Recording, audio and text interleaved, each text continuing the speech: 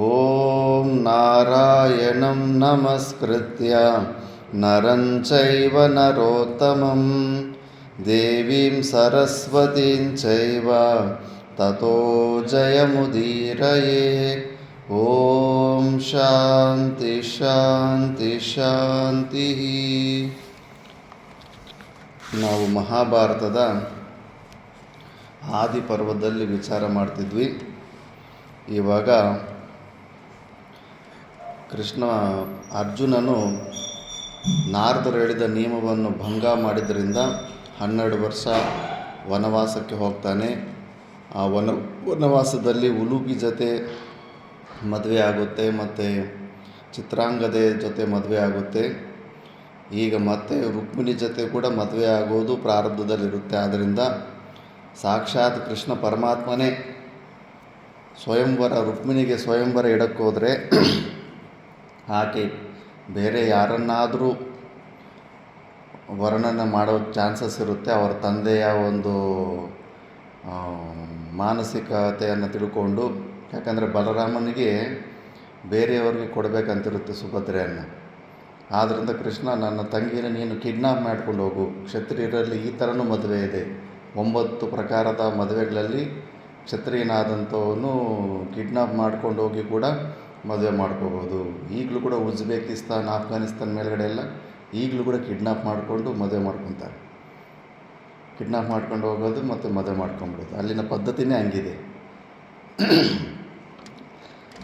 ಅದನ್ನೇ ವೈಶಂಪಾಯನರು ಹೇಳ್ತಾರೆ, ಮಹಾರಾಜ ಯುಧಿಷ್ಠಿರನು ಸುಭದ್ರೆಯ ಹರಣಕ್ಕೆ ಒಪ್ಪಿರುವೆನೆಂಬುದನ್ನು ಶ್ರೀಕೃಷ್ಣನಿಂದ ಧನಂಜಯನು ತಿಳಿದುಕೊಂಡನು.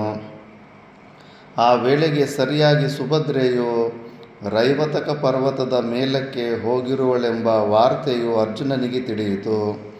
ಧನಂಜಯನು ವಾಸುದೇವನ ಅನುಜ್ಞೆಯನ್ನು ಪಡೆದು ಸುಭದ್ರೆಯ ಹರಣಕ್ಕೆ ಕಾಲ ದೇಶಗಳನ್ನು ಕೃಷ್ಣನಲ್ಲಿಯೇ ಸಮಾಲೋಚಿಸಿ ಸ್ಥಿರಪಡಿಸಿಕೊಂಡು ಸುಭದ್ರಾ ಹರಣಕ್ಕಾಗಿ ಹೊರಟನು. ಭಗವಂತನಾದ ಶ್ರೀಕೃಷ್ಣನ ಆಜ್ಞೆಯಂತೆ ಯಥಾವಿಧಿಯಾಗಿ ಕಲ್ಪಿತವಾಗಿದ್ದ ರಥವು ಸಿದ್ಧವಾಗಿದ್ದಿತು.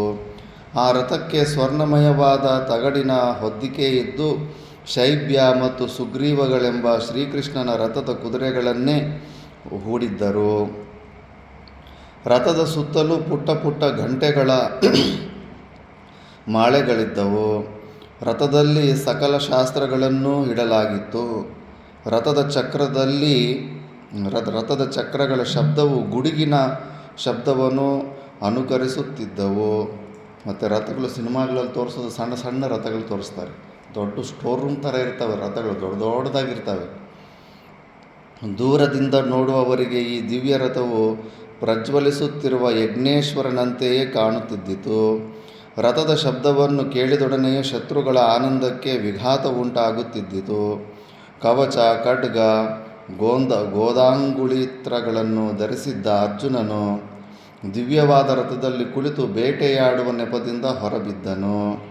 ಆ ವೇಳೆಗೆ ಸರಿಯಾಗಿ ಸುಭದ್ರೆಯು ಪದ್ಧತಿಯಂತೆ ರೈವತಕ ಪರ್ವತವನ್ನು ಪೂಜಿಸಿ ಇತರ ಕುಲದೇವತೆಗಳನ್ನು ಭಕ್ತಿಪೂರ್ವಕವಾಗಿ ಅರ್ಚಿಸಿ, ಆವಾಗಿಂದನೇ ಕುಲದೇವತೆಯರು ಮಾತ್ರ ಕಂಪಲ್ಸರಿ ಪೂಜೆ ಮಾಡೋ ಪದ್ಧತಿ ಇತ್ತು. ಬ್ರಾಹ್ಮಣರಿಗೆ ನಮಸ್ಕರಿಸಿ ಅವರಿಂದ ಆಶೀರ್ವಾದಗಳನ್ನು ಪಡೆದು ಅವರ ನಿರ್ದೇಶನದಂತೆ ಪರ್ವತವನ್ನು ಪ್ರದಕ್ಷಿಣೆ ಮಾಡಿ ದ್ವಾರವತಿಗೆ ಹಿಂದಿರುಗುತ್ತಿದ್ದಳು. ಸುಮಶರನ ಬಾಣಗಳ ಆಘಾತಕ್ಕೆ ಸಿಕ್ಕಿದ್ದ ಧನಂಜಯನು ರಥದಿಂದಿಳಿದು ಸಖಿಯರ ಮಧ್ಯದಲ್ಲಿದ್ದ ಸುಭದ್ರೆಯ ಕಡೆಗೆ ನುಗ್ಗಿ ಸರ್ವಾಂಗ ಸುಂದರಿಯಾದ ಯಾದವ ಕನ್ಯಾರತ್ನವನ್ನೆತ್ತಿಕೊಂಡು ರಥವನ್ನೇರಿದನು.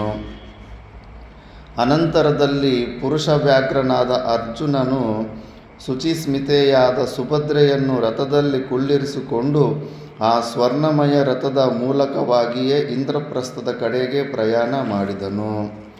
ಸುಭದ್ರೆಯ ಒಡನಿದ್ದ ರಾಜಭಟರು ತಮ್ಮೆದುರಿನಲ್ಲಿಯೇ ಆದ ಸುಭದ್ರಾಹರಣವನ್ನು ಕಂಡು ಭೀತರಾಗಿ ಗೋಳಿಡುತ್ತಾ ದ್ವಾರಕೆಯ ಕಡೆಗೆ ಓಡಿದರು. ಸುಧರ್ಮಾ ಸಭೆಗೆ ಹೋಗಿ ಅಲ್ಲಿದ್ದ ಮುಖ್ಯಾಧಿಕಾರಿಯೊಡನೆ ಧನಂಜಯನು ಮಾಡಿದ ಕಾರ್ಯವನ್ನು ವಿವರಿಸಿ ಹೇಳಿದರು. ಸುಧರ್ಮಾ ಸಭೆಯಲ್ಲಿದ್ದ ಮುಖ್ಯಾಧಿಕಾರಿಯು ಸುಭದ್ರಾಹರಣವನ್ನು ಕೇಳಿದೊಡನೆಯೇ ಪಟ್ಟಣಿಗರಿಗೆಲ್ಲರಿಗೂ ಕೇಳಿಸುವ ರೀತಿಯಲ್ಲಿ ಯುದ್ಧಕ್ಕೆ ಸಿದ್ಧವಾಗಲು ಸೂಚನೆಯನ್ನು ಯುವ ಬೇರಿ ತಾಡನವನ್ನು ಮಾಡಿದನು. ಒಂದೆರಡು ಕ್ಷಣಗಳೊಳಗಾಗಿಯೇ ವೃಷ್ಣ್ಯಂಧಕ ಭೋಜವಂಶಗಳ ಯುವಕರು 4 ದಿಕ್ಕುಗಳಿಂದಲೂ ಸಭಾಮಂಟಪಕ್ಕೆ ಧಾವಿಸಿ ಬಂದರು. ಊಟ ಮಾಡುತ್ತಿದ್ದವರು ಅರ್ಧದಲ್ಲಿಯೇ ಎದ್ದು ಬಂದರು. ನೀರು ಕುಡಿಯುತ್ತಿದ್ದವರು ಪಾತ್ರೆಗಳು ಬೇರಿ ತಾಡವನ್ನು ಕೇಳಿದೊಡನೆಯೇ ಕೈಗಳಿಂದ ಜಾರಿ ಬಿದ್ದವು. ಎಲ್ಲರೂ ಕವಚ ಮತ್ತು ಆಯುಧಗಳಿಂದ ಸಜ್ಜಿತರಾಗಿ ಬಂದು ಸಭಾಮಂದಿರದಲ್ಲಿ ಪ್ರಜ್ವಲಿಸುತ್ತಿದ್ದ ರತ್ನಸಿಂಹಾಸನಗಳಲ್ಲಿ ಮಂಡಿಸಿದರು.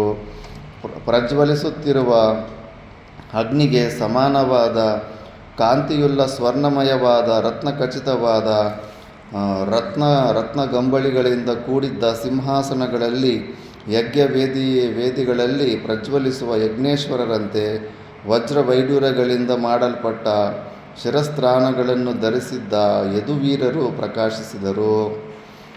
ಹೆಚ್ಚೇನು ಹೇಳಲಿ ಜನ್ಮೇಜಯ, ಅಂದಿನ ಆ ಸುಧರ್ಮಾ ಸಭೆಯ ದೇವಸಭೆಯಂತೆಯೇ ಪ್ರಕಾಶಿಸಿತು.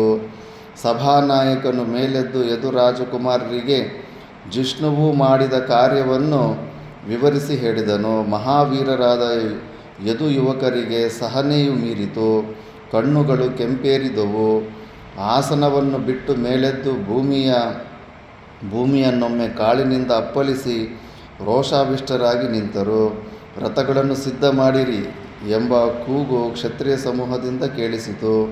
ಆಯುಧಗಳನ್ನು ತನ್ನಿರಿ ಎಂಬ ಗರ್ಜನೆಯು ಮತ್ತೊಂದು ದಿಕ್ಕಿನಿಂದ ಪ್ರಧ್ವನಿತವಾಯಿತು. ದಿವ್ಯ ಧನಸ್ಸುಗಳು ವಜ್ರಕವಚಗಳು ಒಡನೆಯೇ ಸಿದ್ಧವಾಗಲಿ. ಇವೇ ಮೊದಲಾದ ವೀರಗರ್ಜನೆಗಳು ಸಭೆಯಲ್ಲಿ 4 ದಿಕ್ಕುಗಳಿಂದಲೂ ಗುಡುಗಿನಂತೆ ಮೊಳಗಿದವು. ಕೆಲವರು ತಮ್ಮ ಸಾರಥಿಗಳನ್ನು ಕರೆದು ರಥಕ್ಕೆ ಕುದುರೆಗಳನ್ನು ಹೂಡುವಂತೆ ಹೇಳಿದರು. ಮತ್ತೆ ಕೆಲವರು ಕಾಲಾತಿಕ್ರಮವನ್ನು ಸಹಿಸಲಾರದೆ ತಾವೇ ಹೋಗಿ ರಥಗಳಿಗೆ ಕುದುರೆಗಳನ್ನು ಸಜ್ಜುಗೊಳಿಸಿ ಯುದ್ಧ ಸನ್ನದ್ಧರಾದರು. ವಜ್ರಕವಚಗಳು ಧನುಸ್ಸುಗಳು ಸಾವಿರಾರು ಸಂಖ್ಯೆಯಲ್ಲಿ ತರಲ್ಪಟ್ಟು ಎಲ್ಲರಿಗೂ ಸುಸಜ್ಜಿತರಾಗಿ ನಿಂತರು. ಅವರ ಸಮರ ಗರ್ಜನೆಗಳು ನಭೋಮಂಡಲವನ್ನು ಮುಟ್ಟಿದ್ದುವು. ಆ ವೇಳೆಗೆ ಸರಿಯಾಗಿ ಕೈಲಾಸ ಶಿಖರದಂತೆ ಬೆಳ್ಳಗಿದ್ದ ಬಲದೇವನು ವನಮಾಲೆಯನ್ನು ಧರಿಸಿ ನೀಲಾಂಬರವನ್ನುಟ್ಟುಕೊಂಡು ಸಭಾಮಂದಿರವನ್ನು ಪ್ರವೇಶಿಸಿದನು. ಬಲರಾಮ: ಮತ್ತಿಗೆಟ್ಟ ವೀರರೇ, ನೀವೇನು ಮಾಡುತ್ತಿರುವಿರಿ? ಶ್ರೀಕೃಷ್ಣನು ಮೌನವಾಗಿ ಕುಳಿತಿರುವುದನ್ನು ಕಾಣಿರಾ? ಇವನ ಹೃದಯದಲ್ಲೇನಿದೆ ಎಂಬುದನ್ನು ತಿಳಿಯದೆ ನೀವು ವ್ಯರ್ಥವಾಗಿ ಗರ್ಜನೆಗಳನ್ನು ಮಾಡುತ್ತಿರುವಿರಿ. ಮಹಾತ್ಮನಾದ ಶ್ರೀಕೃಷ್ಣನು ತನ್ನ ಅಭಿಪ್ರಾಯವೇನೆಂಬುದನ್ನು ಹೊರಗೆಡಹಲಿ. ಅವನು ಏನು ಹೇಳುವನೋ ಅದರಂತೆ ಮಾಡಲು ನೀವು ಸಿದ್ಧರಾಗಿರಿ ಎಂದು ಮದೋತ್ಸಿಕ್ತನಾದ ಬಲರಾಮನು ಗಡುಸಾದ ಧ್ವನಿಯಲ್ಲಿ ಹೇಳಿದೊಡನೆಯೇ ಸಭೆಯು ಸ್ತಬ್ಧವಾಯಿತು. ಸಾಧು ಸಾಧು ಎಂಬ ಶಬ್ದಗಳು 4 ನಿಟ್ಟಿನಿಂದಲೂ ಕೇಳಿಬಂದವು. ಯದುವೀರರು ತಮ್ಮ ತಮ್ಮ ಆಸನಗಳಲ್ಲಿ ಕುಳಿತರು. ಬಲರಾಮನು ಸಿಂಹಾಸನದಲ್ಲಿ ಕುಳಿತು ಮೌನಿಯಾಗಿದ್ದ ಶ್ರೀಕೃಷ್ಣನಿಗೆ ಹೇಳಿದನು: ಜನಾರ್ದನ, ಎಲ್ಲವನ್ನೂ ನೋಡುತ್ತಾ ಕುಳಿತಿರುವೆಯಲ್ಲದೆ ಮಾತನ್ನೇಕೆ ಆಡುವುದಿಲ್ಲ? ನಿನಗಾಗಿಯೇ ಅಲ್ಲವೇ ನಾವೆಲ್ಲರೂ ಕುಂತಿಪುತ್ರನನ್ನು ಆದರಿಸಿ ಸತ್ಕರಿಸಿದುದು. ಇಂದು ಅವನು ಮಾಡಿರುವ ಅಕಾರ್ಯವನ್ನು ನೋಡಿದರೆ ಕುರುಕುಲ ಪಾಂಸನಾದ ಅವನು ನಮ್ಮ ಆದರಣೆಗೆ ಅಯೋಗ್ಯನೆಂದೇ ಭಾವಿಸಬೇಕಾಗಿದೆ.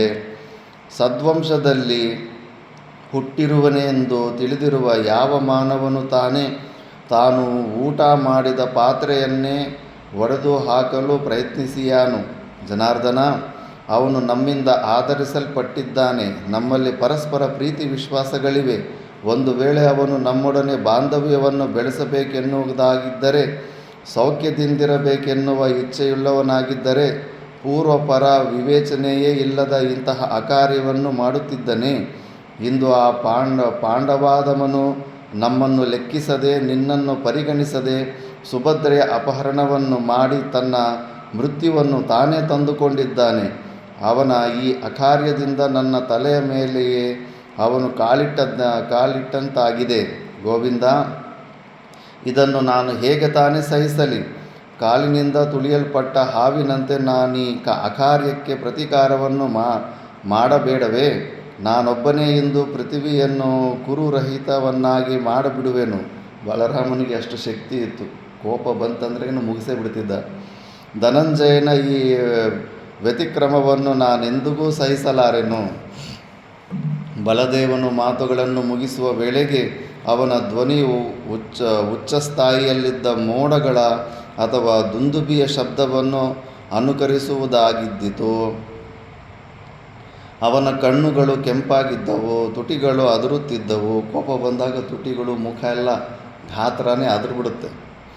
ಅವನ ಹೇಳಿಕೆಯು ಮುಗಿದೊಡನೆಯೇ ಯದುವೀರರೆಲ್ಲರೂ ಅರ್ಜುನಸ್ಯ ವ್ಯತಿಕ್ರಮಃ ನ ಮರ್ಶನೀಯಃ, ಅಂದರೆ ಅರ್ಜುನನ ಈ ವ್ಯತಿಕ್ರಮವು ಸಹಿಸತಕ್ಕದ್ದಲ್ಲ ಎಂದು ಕೂಗುತ್ತಾ ಬಲರಾಮನ ಮಾತುಗಳನ್ನು ಅನುಮೋದಿಸಿದರು. ಜನಮೇಜಯ, ಯದುವೀರರೆಲ್ಲರೂ ತಮ್ಮ ತಮ್ಮ ವೀರ್ಯ ಪರಾಕ್ರಮಗಳಿಗೆ ಅನುಗುಣವಾಗಿ ಅರ್ಜುನನ ಮೇಲೆ ಸೇಡು ತೀರಿಸಿಕೊಳ್ಳಬೇಕೆಂಬ ಅಭಿಪ್ರಾಯವನ್ನು ಹಲವಾರು ಬಾರಿ ಉದ್ಘೋಷಿಸುತ್ತಿರುವಾಗ ಅದುವರೆಗೂ ಮೌನವನ್ನೇ ಧರಿಸಿ ಕುಳಿತಿದ್ದ ವಾಸುದೇವನು ಧರ್ಮಾರ್ಥಯುಕ್ತವಾದ ಈ ಮಾತುಗಳನ್ನಾಡಿದನು. ಬಲರಾಮಾದಿಗಳೆಲ್ಲರೂ ಕೌಂತೆಯನು ಸುಭದ್ರೆಯನ್ನು ಅಪಹರಿಸಿ ಯಾದವ ಕುಲಕ್ಕೆ ಅವಮಾನವನ್ನೇ ಮಾಡಿಬಿಟ್ಟಿರುವನೆಂದು ಹೌಹಾರುತ್ತಿದ್ದಾಗ ಶ್ರೀಕೃಷ್ಣನು ಅನುದ್ವಿಗ್ನನಾಗಿ ಹೇಳಿದನು. ಪ್ಲ್ಯಾನ್ ಹಾಕ್ಕೊಟ್ಟಿದ್ದೇ ಶ್ರೀಕೃಷ್ಣ. ಗುಡಾಕೇಶನು ಅಂದರೆ ಅರ್ಜುನನು ನಮ್ಮ ಕುಲಕ್ಕೆ ಅವಮಾನವಾಗುವ ಕಾರ್ಯವನ್ನೇನನ್ನೂ ಮಾಡಿರುವುದಿಲ್ಲ ಮತ್ತು ನಾವು ಹಾಗೆ ಭಾವಿಸಲೂಬಾರದು. ಇದಕ್ಕೆ ಪ್ರತಿಯಾಗಿ ಅವನು ನಮ್ಮ ವಂಶಕ್ಕೆ ಅತಿಶಯವಾದ ಗೌರವವನ್ನು ತರುವ ಕಾರ್ಯವನ್ನೇ ಮಾಡಿರೋನು. ಪಾರ್ಥನು ಸಾತತ್ವ ವಂಶದಲ್ಲಿ ಹುಟ್ಟಿರುವ ನಮ್ಮನ್ನು ಅರ್ಥಲುಬ್ಧರೆಂದು ಭಾವಿಸಿರುವುದಿಲ್ಲ. ಎಂದರೆ ದ್ರವ್ಯರೂಪವಾದ ಕನ್ಯಾಶುಲ್ಕವನ್ನು ಅಭಿಲಾಷಿಸುವರೆಂದೂ ಭಾವಿಸಿಲ್ಲ. ಕ್ಷಾತ್ರ ಪದ್ಧತಿಯಂತೆ ಸುಭದ್ರೆಯ ಸ್ವಯಂವರವೇ ಆಗಿದ್ದರೆ ಸುಭದ್ರೆಯು ಯಾರ ಕೊರಳಿಗೆ ಹಾರ ಹಾಕುವಳೆಂಬ ವಿಷಯದಲ್ಲಿ ಪಾರ್ಥನು ಸಂಶಯ ಪಟ್ಟಿರಬಹುದು. ಅವನು ಸಂಶಯ ಪಡಲಿಲ್ಲ, ಕೃಷ್ಣನೇ ಸಂಶಯ ತರಿಸಿರ್ತಾನೆ. ಕುದುರೆ, ಹಸು, ಆನೆ ಮುಂತಾದವನ್ನು ದಾನ ಕೊಡುವ ರೀತಿಯಲ್ಲಿ ಕನ್ಯೆಯನ್ನು ದಾನ ಕೊಟ್ಟರೆ ವೀರನಾದವನು ಪ್ರತಿಗ್ರಹಿಸಲು ಇಷ್ಟಪಡುವನೇ? ಪ್ರಪಂಚದಲ್ಲಿ ಯಾವನು ತಾನೇ ತನ್ನ ಮಕ್ಕಳನ್ನು ಹಣ ತೆಗೆದುಕೊಂಡು ಮಾರಲು ಸಿದ್ಧನಾಗುವನು? ಅದು ನಮ್ಮಿಂದಂತೂ ಸಾಧ್ಯವಾಗುತ್ತಿರಲಿಲ್ಲ. ಅರ್ಜುನನು ಈ ದೋಷಗಳೆಲ್ಲವನ್ನು ಪರಿಶೀಲಿಸಿಯೇ ಕ್ಷತ್ರಧರ್ಮಾನುಸಾರವಾಗಿ ಕನ್ಯೆಯನ್ನು ಬಲಾತ್ಕಾರಪೂರ್ವಕವಾಗಿ ಅಪಹರಿಸಿಕೊಂಡು ಹೋಗಿರಬಹುದೆಂಬುದು ನನ್ನ ಅಭಿಪ್ರಾಯವಾಗಿದೆ. ಈ ಸಂಬಂಧವು ಉಚಿತವೇ ಆಗಿರುವುದೆಂಬುದು ನನ್ನ ಅಭಿಪ್ರಾಯವಾಗಿದೆ. ಸುಭದ್ರೆಯು ಯಶಸ್ವಿನಿಯಾದ ಕನ್ಯಾರತ್ನ, ಅರ್ಜುನನು ಯಶೋವಂತನಾದ ವರರತ್ನ. ಇವಳು ತನಗೆ ಅನುರೂಪಳಾದವಳೆಂದೇ ಭಾವಿಸಿ ಅರ್ಜುನನು ಸುಭದ್ರೆಯನ್ನು ಅಪಹರಣ ಮಾಡಿರುತ್ತಾನೆಂದು ನಾನು ಭಾವಿಸುತ್ತೇನೆ. ಇದು ಮಹಾಪರಾಧವೆಂದು ನನಗನಿಸುವುದಿಲ್ಲ. ಪ್ರಪಂಚದಲ್ಲಿ ಧನಂಜಯನ ಮೈತ್ರಿಯನ್ನು ಬಯಸದವನ್ಯಾರು? ಆ ದೃಪದ ತಪಸ್ಸೆ ಮಾಡ್ದ, ಅರ್ಜುನನ ನನ್ನ ಅಳಿಯ ಆಗಬೇಕು ಅಂತ. ಅರ್ಜುನನು ನಮ್ಮ ತಂಗಿಯನ್ನು ಮದುವೆ ಮಾಡ್ಕೊತಾ ಇದ್ದಾನೆ, ಯಾರು ತಾನು ಇಷ್ಟಪಡಲ್ಲ. ಅರ್ಜುನನು ಭರತ ವಂಶೋತ್ಪನ್ನನು, ಸುಪ್ರಸಿದ್ಧನಾದ ಶಾಂತನುವಿನ ಮಗನು, ಮೇಲಾಗಿ ನಮ್ಮೆಲ್ಲರ ಬಂಧುವು, ಅತ್ತೆ ಮಗ ಆಗಿರ್ತಾನೆ. ನಮ್ಮ ಸೋದರತ್ತೆಯಾದ ಕುಂತಿದೇವಿಯ ಮಗ. ಅವನೊಡನೆ ಸಂಬಂಧ ಮಾಡುವುದು ಕೀರ್ತಿದಾಯಕವಲ್ಲವೇ? ಮೂರನೆಯದಾಗಿ ಅವನನ್ನು ಪರಾಭವಗೊಳಿಸಲು ಯಾರಿಂದಲಾದರೂ ಸಾಧ್ಯವಿದೆಯೇ? ಇಂದ್ರನೇ ಆಗಲಿ, ಏಕಾದಶ ರುದ್ರರೇ ಆಗಲಿ ಅವನೆದುರಿನಲ್ಲಿ ನಿಂತು ಸೆಣಸಲಾರರು. ಈ ಮಾತು ನಿಜಾನೇ. ಅರ್ಜುನನ ಹತ್ರ ಪಾಶುಪತಾಸ್ತ್ರವೇ ಇತ್ತು. ಶಿವನು ಕೂಡ ಸೋಲಿಸೋದಕ್ಕಾಗಲಿಲ್ಲ ಅರ್ಜುನನನ್ನು.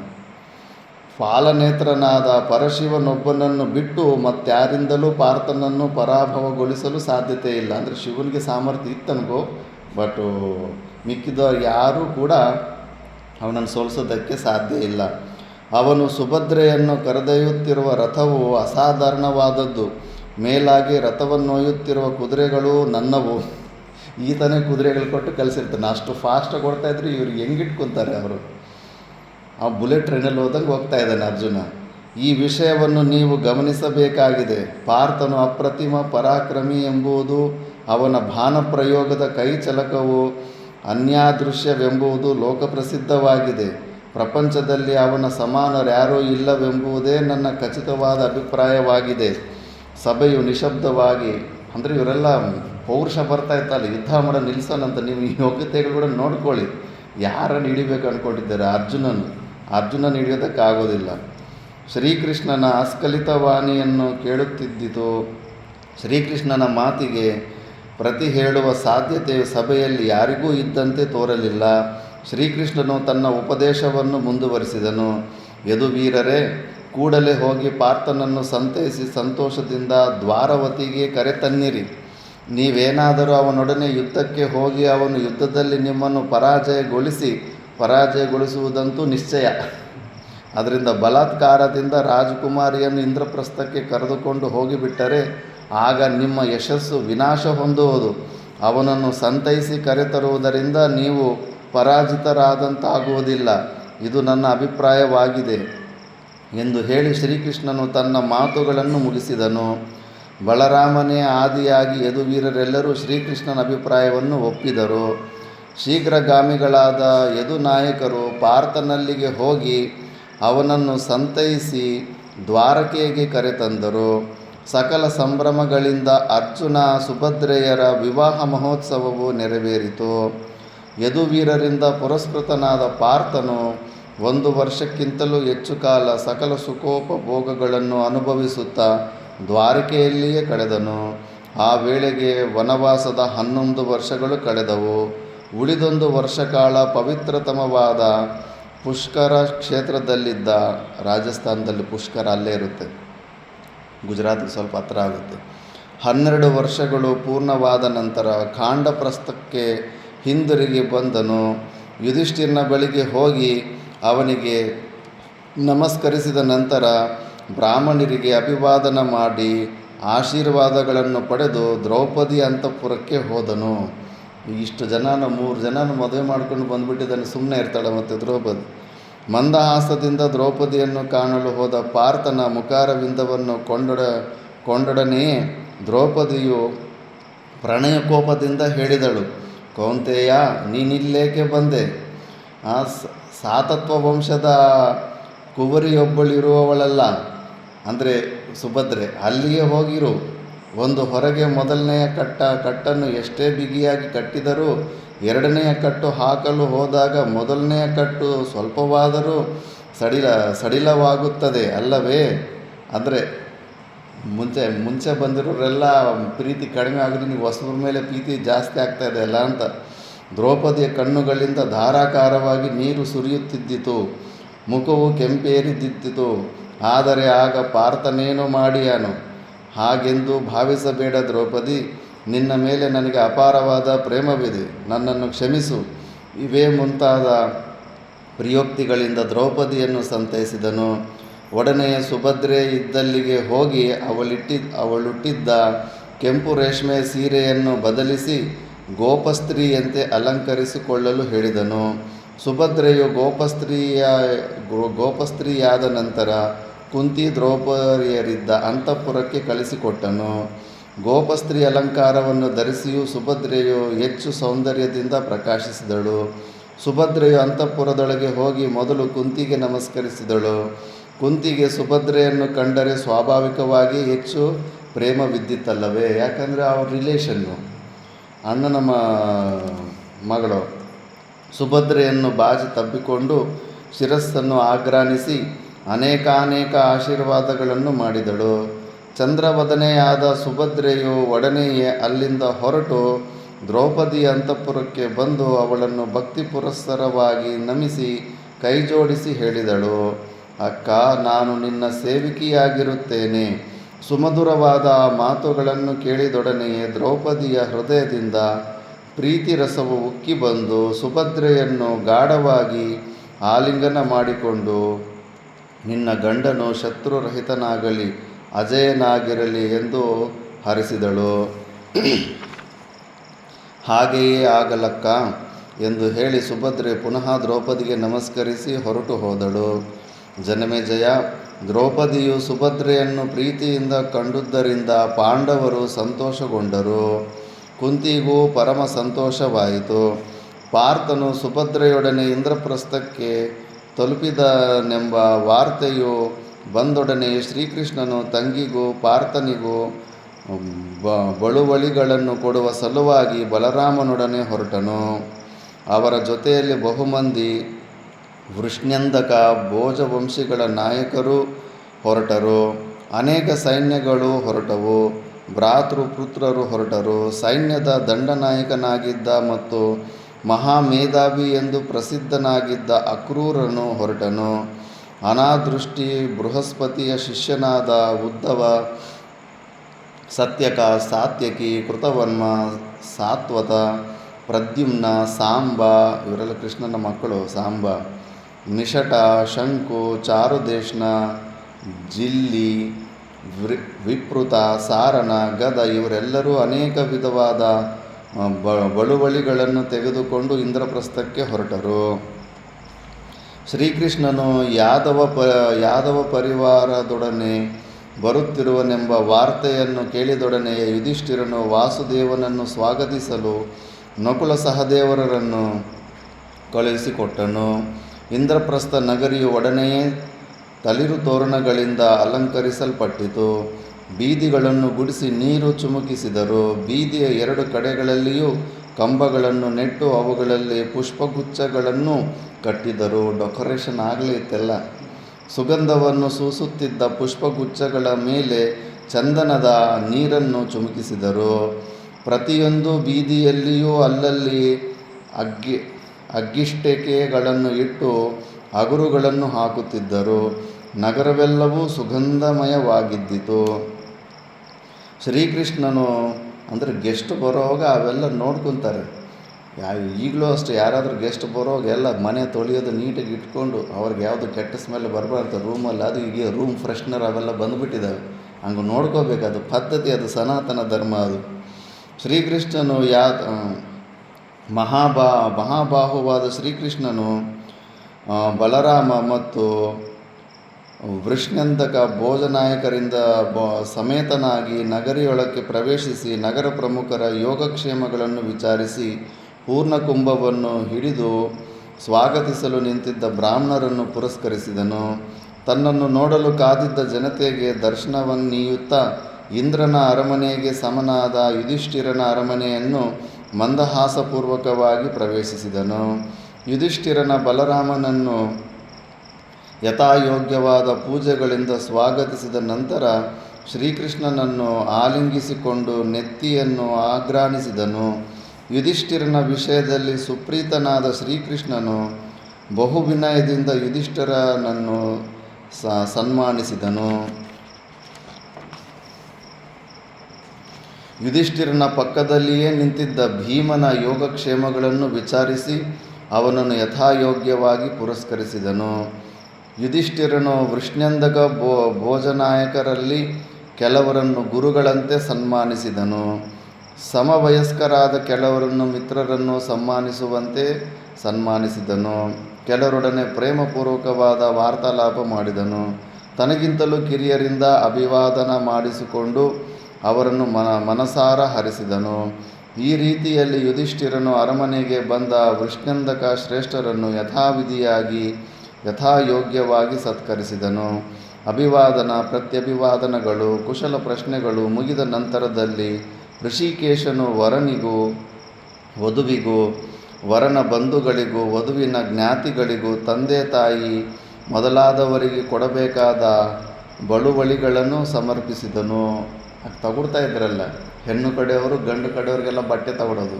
ಈಗಲೂ ಮದುವೆಗಳಲ್ಲಿ ತಗೊಡ್ತಾರಲ್ಲ, ಗಂಡು ಕಡೆಯವರು ಹೆಣ್ಣು ಕಡೆಯವ್ರಿಗೆ ಬಟ್ಟೆಗಳು ಒಡವೆಗಳು ತಗೊಡೋದು. 4 ಕುದುರೆಗಳಿಂದ ಎಳೆಯಲ್ಪಡುವ ಗಂಟೆಗಳ ಸಾಲುಗಳುಳ್ಳ ಸ್ವರ್ಣಖಚಿತವಾದ ಕುಶಲರಾದ ಸೂತರಿಂದ ಕೂಡಿದ 1000 ರಥಗಳು, ಅತಿರ ಸುಂದರವಾದ ಪುಷ್ಕಳವಾಗಿ ಹಾಲು ಕೊಡುವ ಮಥುರಾ ದೇಶದ ಮತ್ತು 1000 ಗೋವುಗಳು, ಚಿನ್ನದ ಕಡಿವಾಣಗಳುಳ್ಳ ಚಂದ್ರನ ಕಾಂತಿಯಂತೆ ಬಿಳಿಯದಾದ 1,000 ಹೆಣ್ಣು ಕುದುರೆಗಳು, ಗಾಳಿಯಂತೆ ಶೀಘ್ರಗಾಮಿಗಳಾಗಿದ್ದ ತರಪೇತಾದ ಕಪ್ಪು ಕೂದಲಿನ 500 ಹೆಸರುಗತ್ತೆಗಳು ಮತ್ತು ಬಿಳಿಯ ಕೂದಲಿನ 100 ಹೆಸರುಗತ್ತೆಗಳು. ಈಗ ಆ ಕತ್ತೆಗಳನ್ನು ಸಾಕಿದ್ರೆಗನ ಗೌರ್ಮೆಂಟ್ 50 ಲಕ್ಷ ಸಬ್ಸಿಡಿ ಕೊಡ್ತಾಯಿದೆ. ಕತ್ತೆ ಹಾಲು 1 ಲೀಟ್ರ್ ಎಷ್ಟಿರ್ಬೋದು? ಎಷ್ಟು ರೇಟ್ ಇರ್ಬೋದು ಕತ್ತೆ ಹಾಲು? ಗೆಸ್ ಮಾಡಿ. ಅದೇ ಎಷ್ಟು 1 ಲೀಟ್ರ್ ಎಷ್ಟಿರ್ಬೋದು? ಎಷ್ಟು ರೇಟ್ ಇರ್ಬೋದು ನಾಗಪ್ಪ? ಎಷ್ಟು? 1,000 ರೂಪಾಯಿ.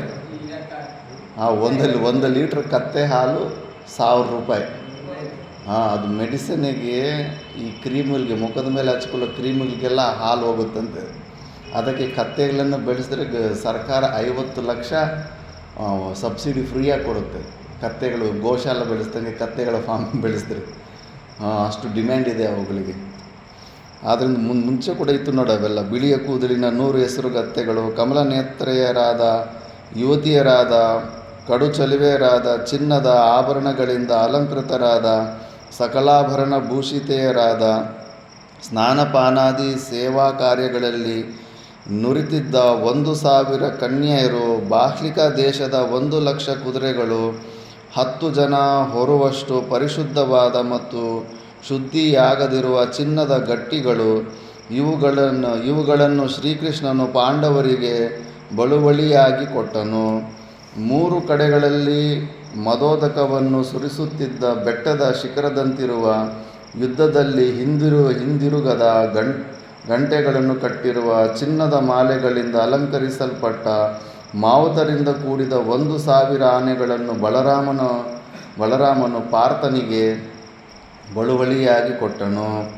ಆ ಬಳುವಳಿಗಳು ಒಂದು ಮಹಾನದಿಯ ರೀತಿಯಲ್ಲಿಯೇ ಇದ್ದವು ಮತ್ತು ರತ್ನ, ವಜ್ರ, ವೈಡೂರ್ಯಗಳು ಪ್ರವಾಹದ ರೀತಿಯಲ್ಲಿಯೂ, ರತ್ನಗಂಬಳಿ ಮತ್ತು ಪೀತಾಂಬರಾದಿಗಳು ನೊರೆಯ ರೀತಿಯಲ್ಲಿಯೂ, ಆನೆಗಳ ಮೊಸಳೆ ತಿಮಿಂಗಲಗಳ ರೀತಿಯಲ್ಲಿಯೂ, ಪಾತಕೆಗಳು ಪಾಚಿಗಳ ರೀತಿಯಲ್ಲಿಯೂ ಇದ್ದ ಪಾಂಡವರೊಡನಿದ್ದ ಸಮುದ್ರಪ್ರಾಯವಾದ ಐಶ್ವರ್ಯದೊಡನೆ ಸೇರಿ, ಸಮುದ್ರವು ಉಕ್ಕಿ ಹೋಗುವಷ್ಟು ಸಮೃದ್ಧವಾಗಿ ಶತ್ರುಗಳಿಗೆ ವ್ಯಾಕುಲವನ್ನು ಉಂಟು ಮಾಡುವುದಾಗಿದ್ದಿತು.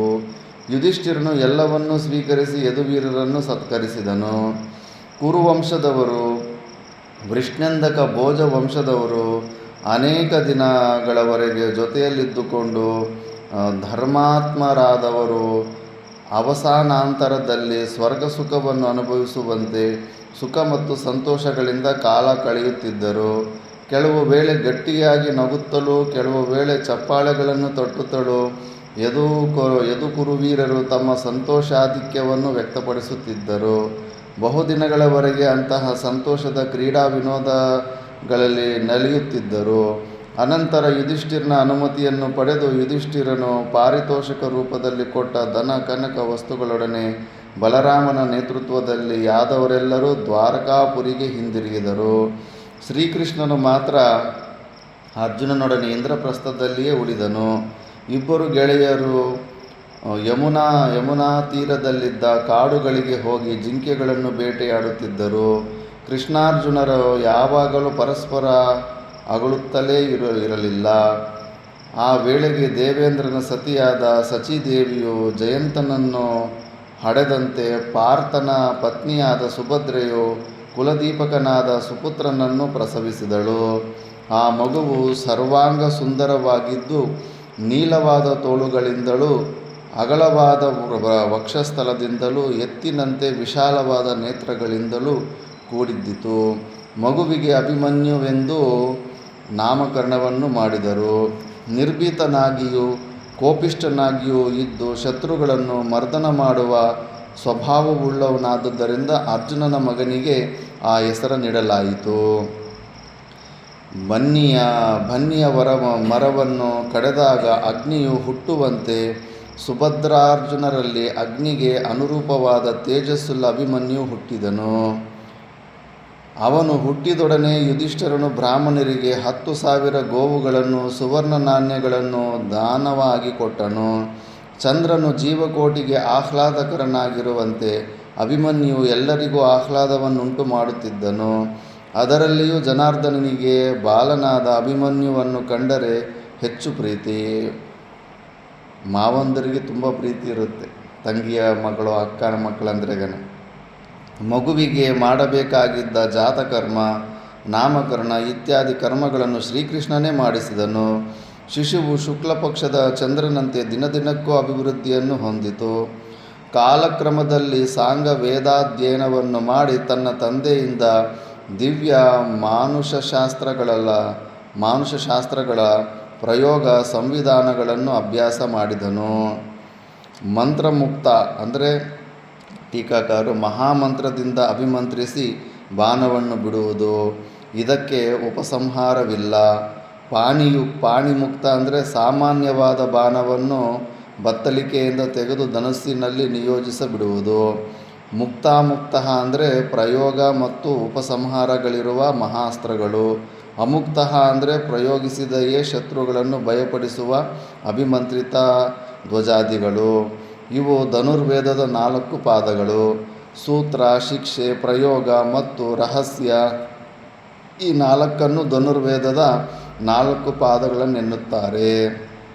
ಇವೆಲ್ಲವೂ ಕೂಡ ಸಂಧಾನ, ವಿಮೋಕ್ಷಣೆ, ವಿನಿವರ್ತನ, ಸ್ಥಾನ, ಮುಷ್ಟಿ, ಪ್ರಯೋಗ, ಪ್ರಾಯಶ್ಚಿತ್ತ, ಮಂಡಲ ಮತ್ತು ರಹಸ್ಯಗಳೆಂಬ 10 ರೀತಿಯ ಧನುರ್ವೇದಾಂಗಗಳನ್ನು ಅಭಿಮನ್ಯು ಪಾರ್ಥನಿಂದ ಕಲಿತನು. ತನ್ನ ಸಮ್ಮುಖಕ್ಕೆ ಬಂದ ದಿವ್ಯಾಸ್ತ್ರಗಳ ಶಮನಕ್ಕಾಗಿ ಪ್ರತ್ಯಸ್ತ್ರಗಳನ್ನು ಬಿಡುವ ಪ್ರಕ್ರಿಯೆ, ಶಸ್ತ್ರಾಸ್ತ್ರಗಳ ವಿಜ್ಞಾನ, ಅಸ್ತ್ರಗಳ ಸೌಷ್ಠವ, ಉತ್ಸರ್ಪಣ, ಪ್ರಸರ್ಪಣಾದಿಗಳಲ್ಲಿ ಅಭಿಮನ್ಯು ವಿಶೇಷ ಪ್ರಾವೀಣ್ಯವನ್ನು ಪಡೆದನು. ಹೆಚ್ಚೇನು ಹೇಳಲಿ ಜನಮೇಜಯ, ಅಭಿಮನ್ಯುವು ಧನುರ್ವಿದ್ಯೆಯಲ್ಲಿಯೂ ಸಕಲ ಶಾಸ್ತ್ರಗಳಲ್ಲಿಯೂ ತಂದೆಯಾದ ಪಾರ್ಥನಿಗೆ ಸಮಾನನೆನಿಸಿದನು. ಮಗನ ಸಾಮರ್ಥ್ಯವನ್ನು ಕಂಡು ಪಾರ್ಥನ ಸಂತೋಷಕ್ಕೆ ಪಾರವೇ ಇರಲಿಲ್ಲ. ದೇವೇಂದ್ರನು ಹಿಂದೆ ತನ್ನ ಮಗನಾದ ಪಾರ್ಥನ ಶೌರ್ಯ ಪರಾಕ್ರಮಗಳನ್ನು ನೋಡಿ ಸಂತೋಷಿಸಿದಂತೆ ಇಂದು ಪಾರ್ಥನು ತನ್ನ ಮಗನಾದ ಅಭಿಮನ್ಯುವಿನ ಶೌರ್ಯವನ್ನು ನೋಡಿ ಸಂತೋಷಿಸಿದನು. ಅಭಿಮನ್ಯುವು ತನಗೆದುರಾಗಿ ಬರುವ ಶತ್ರುಗಳೆಲ್ಲರನ್ನೂ ನಿಗ್ರಹಿಸುವ ಸಾಮರ್ಥ್ಯವನ್ನು ಪಡೆದಿದ್ದನು. ಸರ್ವಲಕ್ಷಣ ಸಂಪನ್ನನಾದ ದೇಹವುಳ್ಳವನಾಗಿದ್ದನು. ಎತ್ತಿನಂತೆ ಸ್ಕಂದವುಳ್ಳವನಾಗಿಯೂ ಶತ್ರುಗಳ ವಿಷಯದಲ್ಲಿ ಬಾಯ್ದೆರೆದು ಸರ್ಪದಂತೆಯೂ ಸಿಂಹದರ್ಪನಾಗಿಯೂ ಇದ್ದನು. ಮಹಾಧನಸ್ಸನ್ನು ಧರಿಸಿದ ಅಭಿಮನ್ಯುವು ಮದೋದಕದಿಂದ ಕೂಡಿರುವ ಮದಿಸಿದ ಗಜದಂತೆ ನಡಿಗೆಯುಳ್ಳವನಾಗಿ ಪ್ರಕಾಶಿಸುತ್ತಿದ್ದನು. ಚಂದ್ರನಂತೆ ಸುಂದರವಾದ ಮುಖಾರವಿಂದವುಳ್ಳವನಾಗಿ ಮೇಘನಾದದಂತೆ ಧ್ವನಿಯುಳ್ಳವನಾಗಿದ್ದ ಸುಭದ್ರಾ ತನಯನು ಧೈರ್ಯದಲ್ಲಿಯೂ ಶಕ್ತಿಯಲ್ಲಿಯೂ ಸೌಂದರ್ಯದಲ್ಲಿಯೂ ಆಕೃತಿಯಲ್ಲಿಯೂ ಶ್ರೀಕೃಷ್ಣನಿಗೆ ಸದೃಶ್ಯನಾಗಿದ್ದನು. ದ್ರೌಪದಿಯೂ ಸಹ ತನ್ನ 5 ಪತಿಗಳಿಂದ ಯುದ್ಧದಲ್ಲಿ ಅಪ್ರತಿಮ ಸಾಮರ್ಥ್ಯವನ್ನು ತೋರುವ ಸ್ಥೈರ್ಯದಲ್ಲಿ ಪರ್ವತೋಪಮರಾದ 5 ಪುತ್ರರನ್ನು ಪಡೆದಳು. ರಾಜಪುರೋಹಿತರು ಹುಟ್ಟಿದ ಮಕ್ಕಳಿಗೆ ಅನುರೂಪವಾದ ಹೆಸರುಗಳನ್ನೇ ಇಟ್ಟರು. ಯುಧಿಷ್ಠಿರನಿಂದ ಪ್ರತಿವಿಂಧ್ಯನನ್ನು, ವೃಕೋದರನಿಂದ ಸುತಸೋಮನನ್ನು, ಅರ್ಜುನನಿಂದ ಶ್ರುತಕರ್ಮನನ್ನು, ನಕುಲನಿಂದ ಶತಾನೀಕನನ್ನು, ಸಹದೇವನಿಂದ ಶ್ರುತಸೇನನನ್ನು ದ್ರೌಪದಿಯು ಪಡೆದಳು. ಆದಿತ್ಯರನ್ನು ಪಡೆದಂತೆ ದ್ರೌಪದಿಯು ಮಹಾರಥರಾದ ವೀರಪುತ್ರರನ್ನು ಪಂಚಪಾಂಡವರಿಂದ ಪಡೆದಳು. ಇವರ ಹೆಸರುಗಳೆಲ್ಲ ಸ್ವಲ್ಪ ಹೆಚ್ಚು ಫೇಮಸ್ ಆಗಲ್ಲ, ಮತ್ತೆ ಯುದ್ಧದಲ್ಲಿ ಬರುತ್ತೆ. ದ್ರೌಪದಿಯಲ್ಲಿ ಯುಧಿಷ್ಠಿರನಿಗೆ ಹುಟ್ಟಿದ ಮಗನು ಮುಂದೆ ನಡೆಯುವ ಮಹಾಯುದ್ಧದಲ್ಲಿ ಶತ್ರುಗಳ ಬಾಣಗಳನ್ನು ವಿಂಧ್ಯ ಪರ್ವತದಂತೆ ತಡೆಯಲು ಸಮರ್ಥನಾಗಲೆಂಬ ಆಶಯದಿಂದ ಪ್ರತಿವಿಂಧ್ಯನೆಂದು ಹೆಸರನ್ನಿಟ್ಟರು. ಭೀಮನು 1,000 ಸೋಮಯಾಗಗಳನ್ನು ಮಾಡಿದ ನಂತರ ಸೂರ್ಯಚಂದ್ರರ ತೇಜಸ್ಸಿಗೆ ಅನುರೂಪವಾದ ತೇಜಸ್ಸಿನಿಂದ ಕೂಡಿದ್ದ ಮಹಾಧನುಷ್ಮಂತನಾದ ಮಗನನ್ನು ದ್ರೌಪದಿಯು ಭೀಮಸೇನನಿಂದ ಪಡೆದಳು. ಭೀಮನು ಸೋಮಯಾಗಗಳನ್ನು ಮಾಡಿದ ನಂತರ ಮಗುವು ದ್ರೌಪದಿಗೆ ಹುಟ್ಟಿದ್ದರಿಂದ ಮಗುವಿಗೆ ಸುತಸೋಮನೆಂದೇ ಹೆಸರನ್ನಿಟ್ಟರು. ಅರ್ಜುನನು ವನವಾಸ ಕಾಲದಲ್ಲಿ ಅನೇಕ ಮಹಾಕಾರ್ಯಗಳನ್ನು ಮಾಡಿ ಹಿಂದಿರುಗಿದ ನಂತರ ದ್ರೌಪದಿಯಲ್ಲಿ ಆ ಶಿಶುವು ಜನಿಸಿದ್ದರಿಂದ ಶ್ರುತಕರ್ಮನೆಂದು ಹೆಸರನ್ನಿಟ್ಟರು. ಕುರುಕುಲಾವತಂಸನಾದ ರಾಜರ್ಷಿಯಾದ ಮಹಾತ್ಮನಾದ ಶತಾನಿಕನ ಹೆಸರನ್ನೇ ನಕುಲನು ಕೀರ್ತಿವರ್ಧನನಾದ ತನ್ನ ಮಗನಿಗೂ ಇಟ್ಟನು. ದ್ರೌಪದಿಯು ಸಹದೇವನ ಸಮಾಗಮದಿಂದ ವಹ್ನಿ ದೇವತಾಕವಾದ ಕೃತ್ತಿಕಾ ನಕ್ಷತ್ರದಲ್ಲಿ ಸುತನನ್ನು ಪ್ರಸವಿಸಿದಳು. ಸಹದೇವನ ಮಗನು ಅಗ್ನಿ ದೇವತಾತ್ಮಕವಾದ ಕೃತ್ತಿಕಾ ನಕ್ಷತ್ರದಲ್ಲಿ ಹುಟ್ಟಿದ್ದರಿಂದ ಶ್ರುತಸೇನ ಎಂಬ ಅಗ್ನಿಯ ಹೆಸರನ್ನೇ ಇಡಲಾಯಿತು. ಆ 5 ಮಕ್ಕಳು 1 ವರ್ಷದ ಅಂತರದಲ್ಲಿ ಹುಟ್ಟಿದರು. 5 ಮಕ್ಕಳು ಪರಸ್ಪರವಾಗಿ ವಿಶೇಷ ಪ್ರೀತಿಯಿಂದ ಕೂಡಿರುತ್ತಿದ್ದರು. ಅವರೆಲ್ಲರ ಜಾತಕರ್ಮ, ನಾಮಕರಣ, ಅನ್ನಪ್ರಾಶನ, ಚೌಲ, ಉಪನಯನ ಇವೆಲ್ಲವೂ ಯಥಾವಿಧಿಯಾಗಿ ಕುಲಪುರೋಹಿತರಾದ ದ್ಯೋಮರು ನೆರವೇರಿಸಿದರು. ಅವರೈವರು ಸುಚರಿತ್ರರಾಗಿದ್ದುಕೊಂಡು ವೇದಾಧ್ಯಯನ ಮಾಡಿ ಧನುರ್ವಿದ್ಯೆಯನ್ನು ಪಾರ್ಥನಿಂದಲೇ ಕಲಿತರು. ದೇವಲೋಕದ ಬಾಲಕರಂತೆ ಪ್ರಕಾಶಿಸುತ್ತಿದ್ದ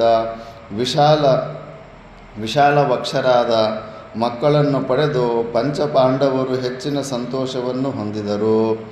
ಜನಮೇಜಯ ಧೃತರಾಷ್ಟ್ರನಿಂದಲೂ ಭೀಷ್ಮನಿಂದಲೂ ಅನುಜ್ಞೆಯನ್ನು ಪಡೆದು ಇಂದ್ರಪ್ರಸ್ಥವನ್ನು ತಮ್ಮ ರಾಜಧಾನಿಯನ್ನಾಗಿ ಮಾಡಿಕೊಂಡು ರಾಜ್ಯವನ್ನಾಳುತ್ತಿದ್ದ ಯುಧಿಷ್ಠಿರಾದಿಗಳು ಸುತ್ತಮುತ್ತಲೂ ಅನೇಕ ರಾಜ್ಯಗಳನ್ನು ತಮ್ಮ ಕೈವಶ ಮಾಡಿಕೊಂಡರು.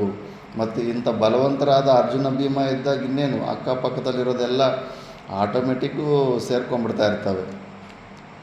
ರಾಜ್ಯಗಳನ್ನು ಗೆದ್ದದ್ದು ಮಾತ್ರವಲ್ಲ, ತಮ್ಮ ಚಕ್ರಾಧಿಪತ್ಯದಲ್ಲಿ ಪ್ರಜೆಗಳ ಯೋಗಕ್ಷೇಮಗಳನ್ನು ಬಹಳ ವಿಚಕ್ಷಣೆಯಿಂದ ನೋಡಿಕೊಳ್ಳುತ್ತಿದ್ದರು.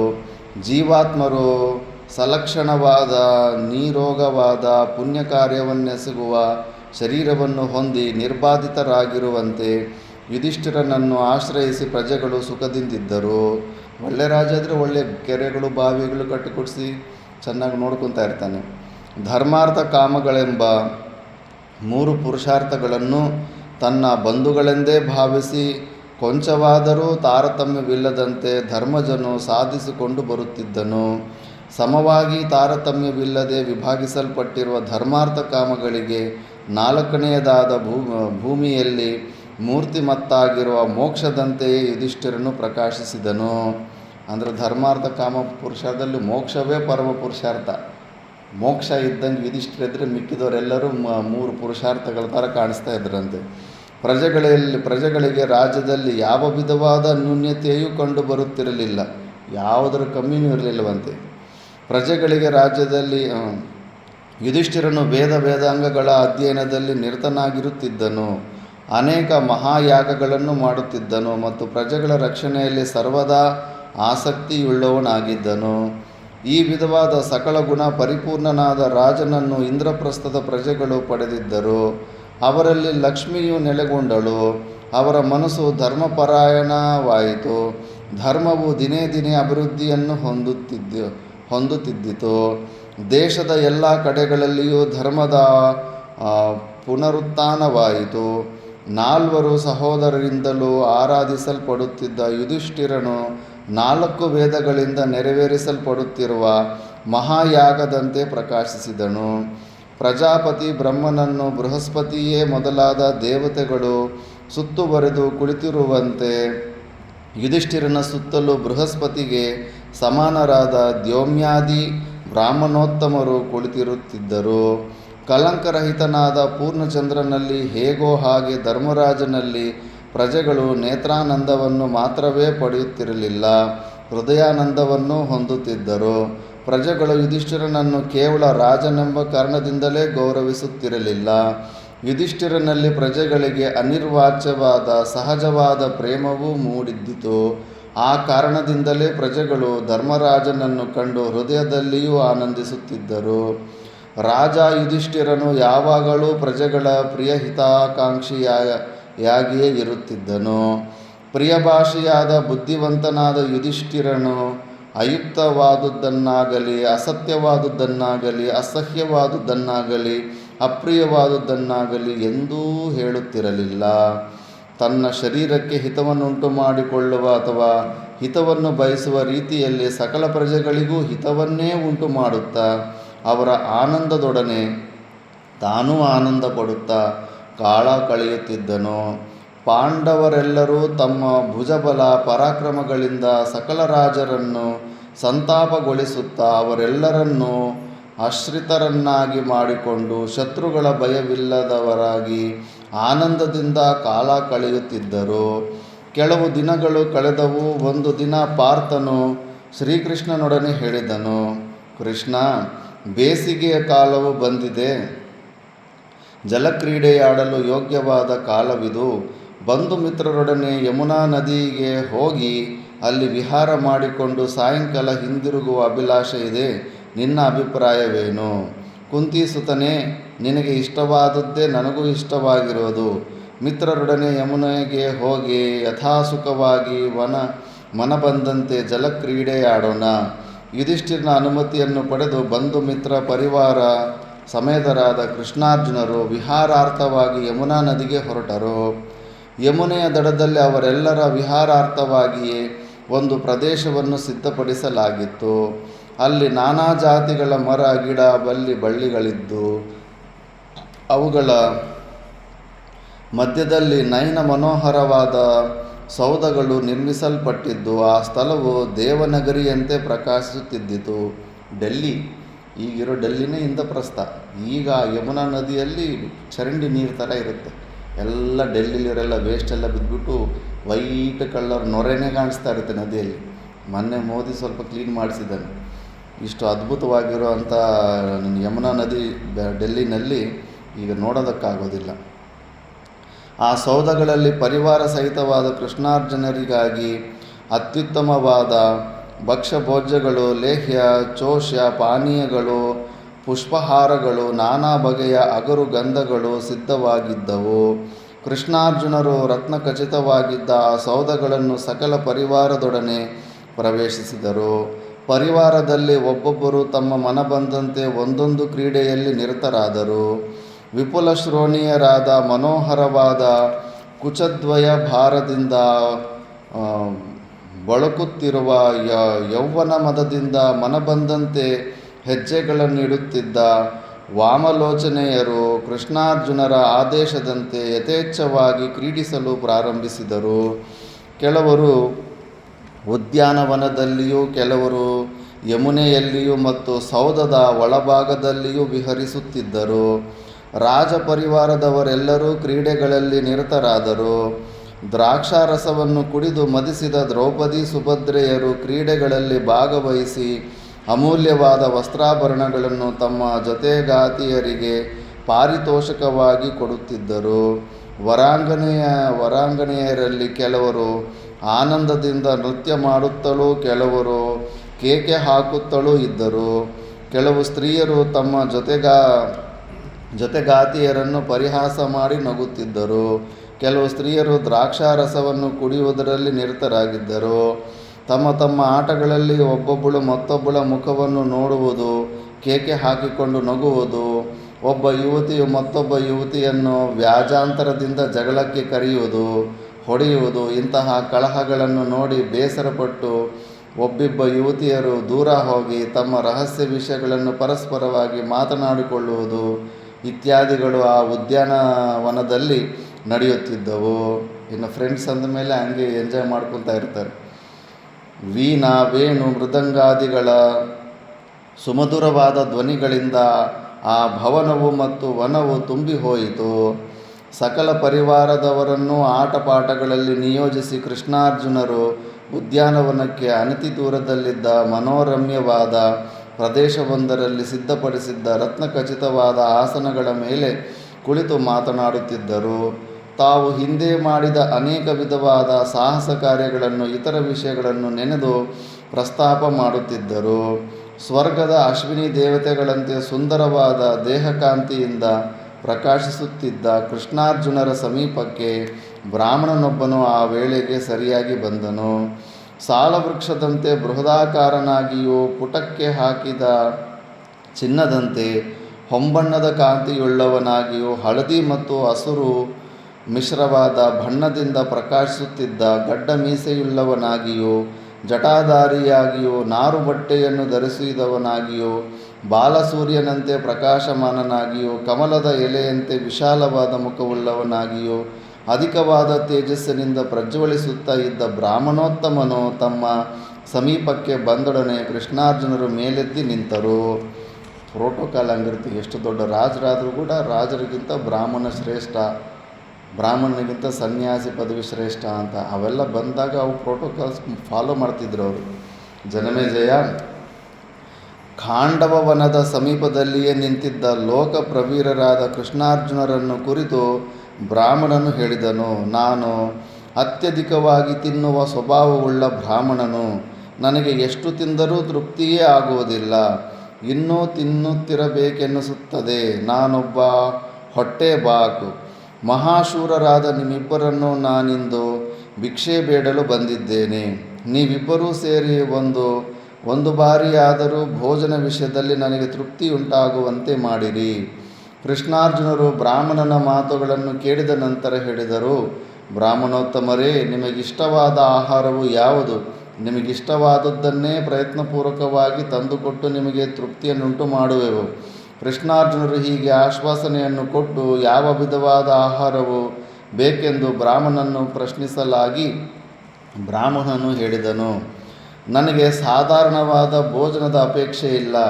ನನ್ನನ್ನು ಅಗ್ನಿ ಎಂದು ತಿಳಿಯಿರಿ. ನನಗೆ ಅನುರೂಪವಾದ ಆಹಾರವನ್ನೇ ನೀವು ಕೊಡಬೇಕಾಗಿದೆ.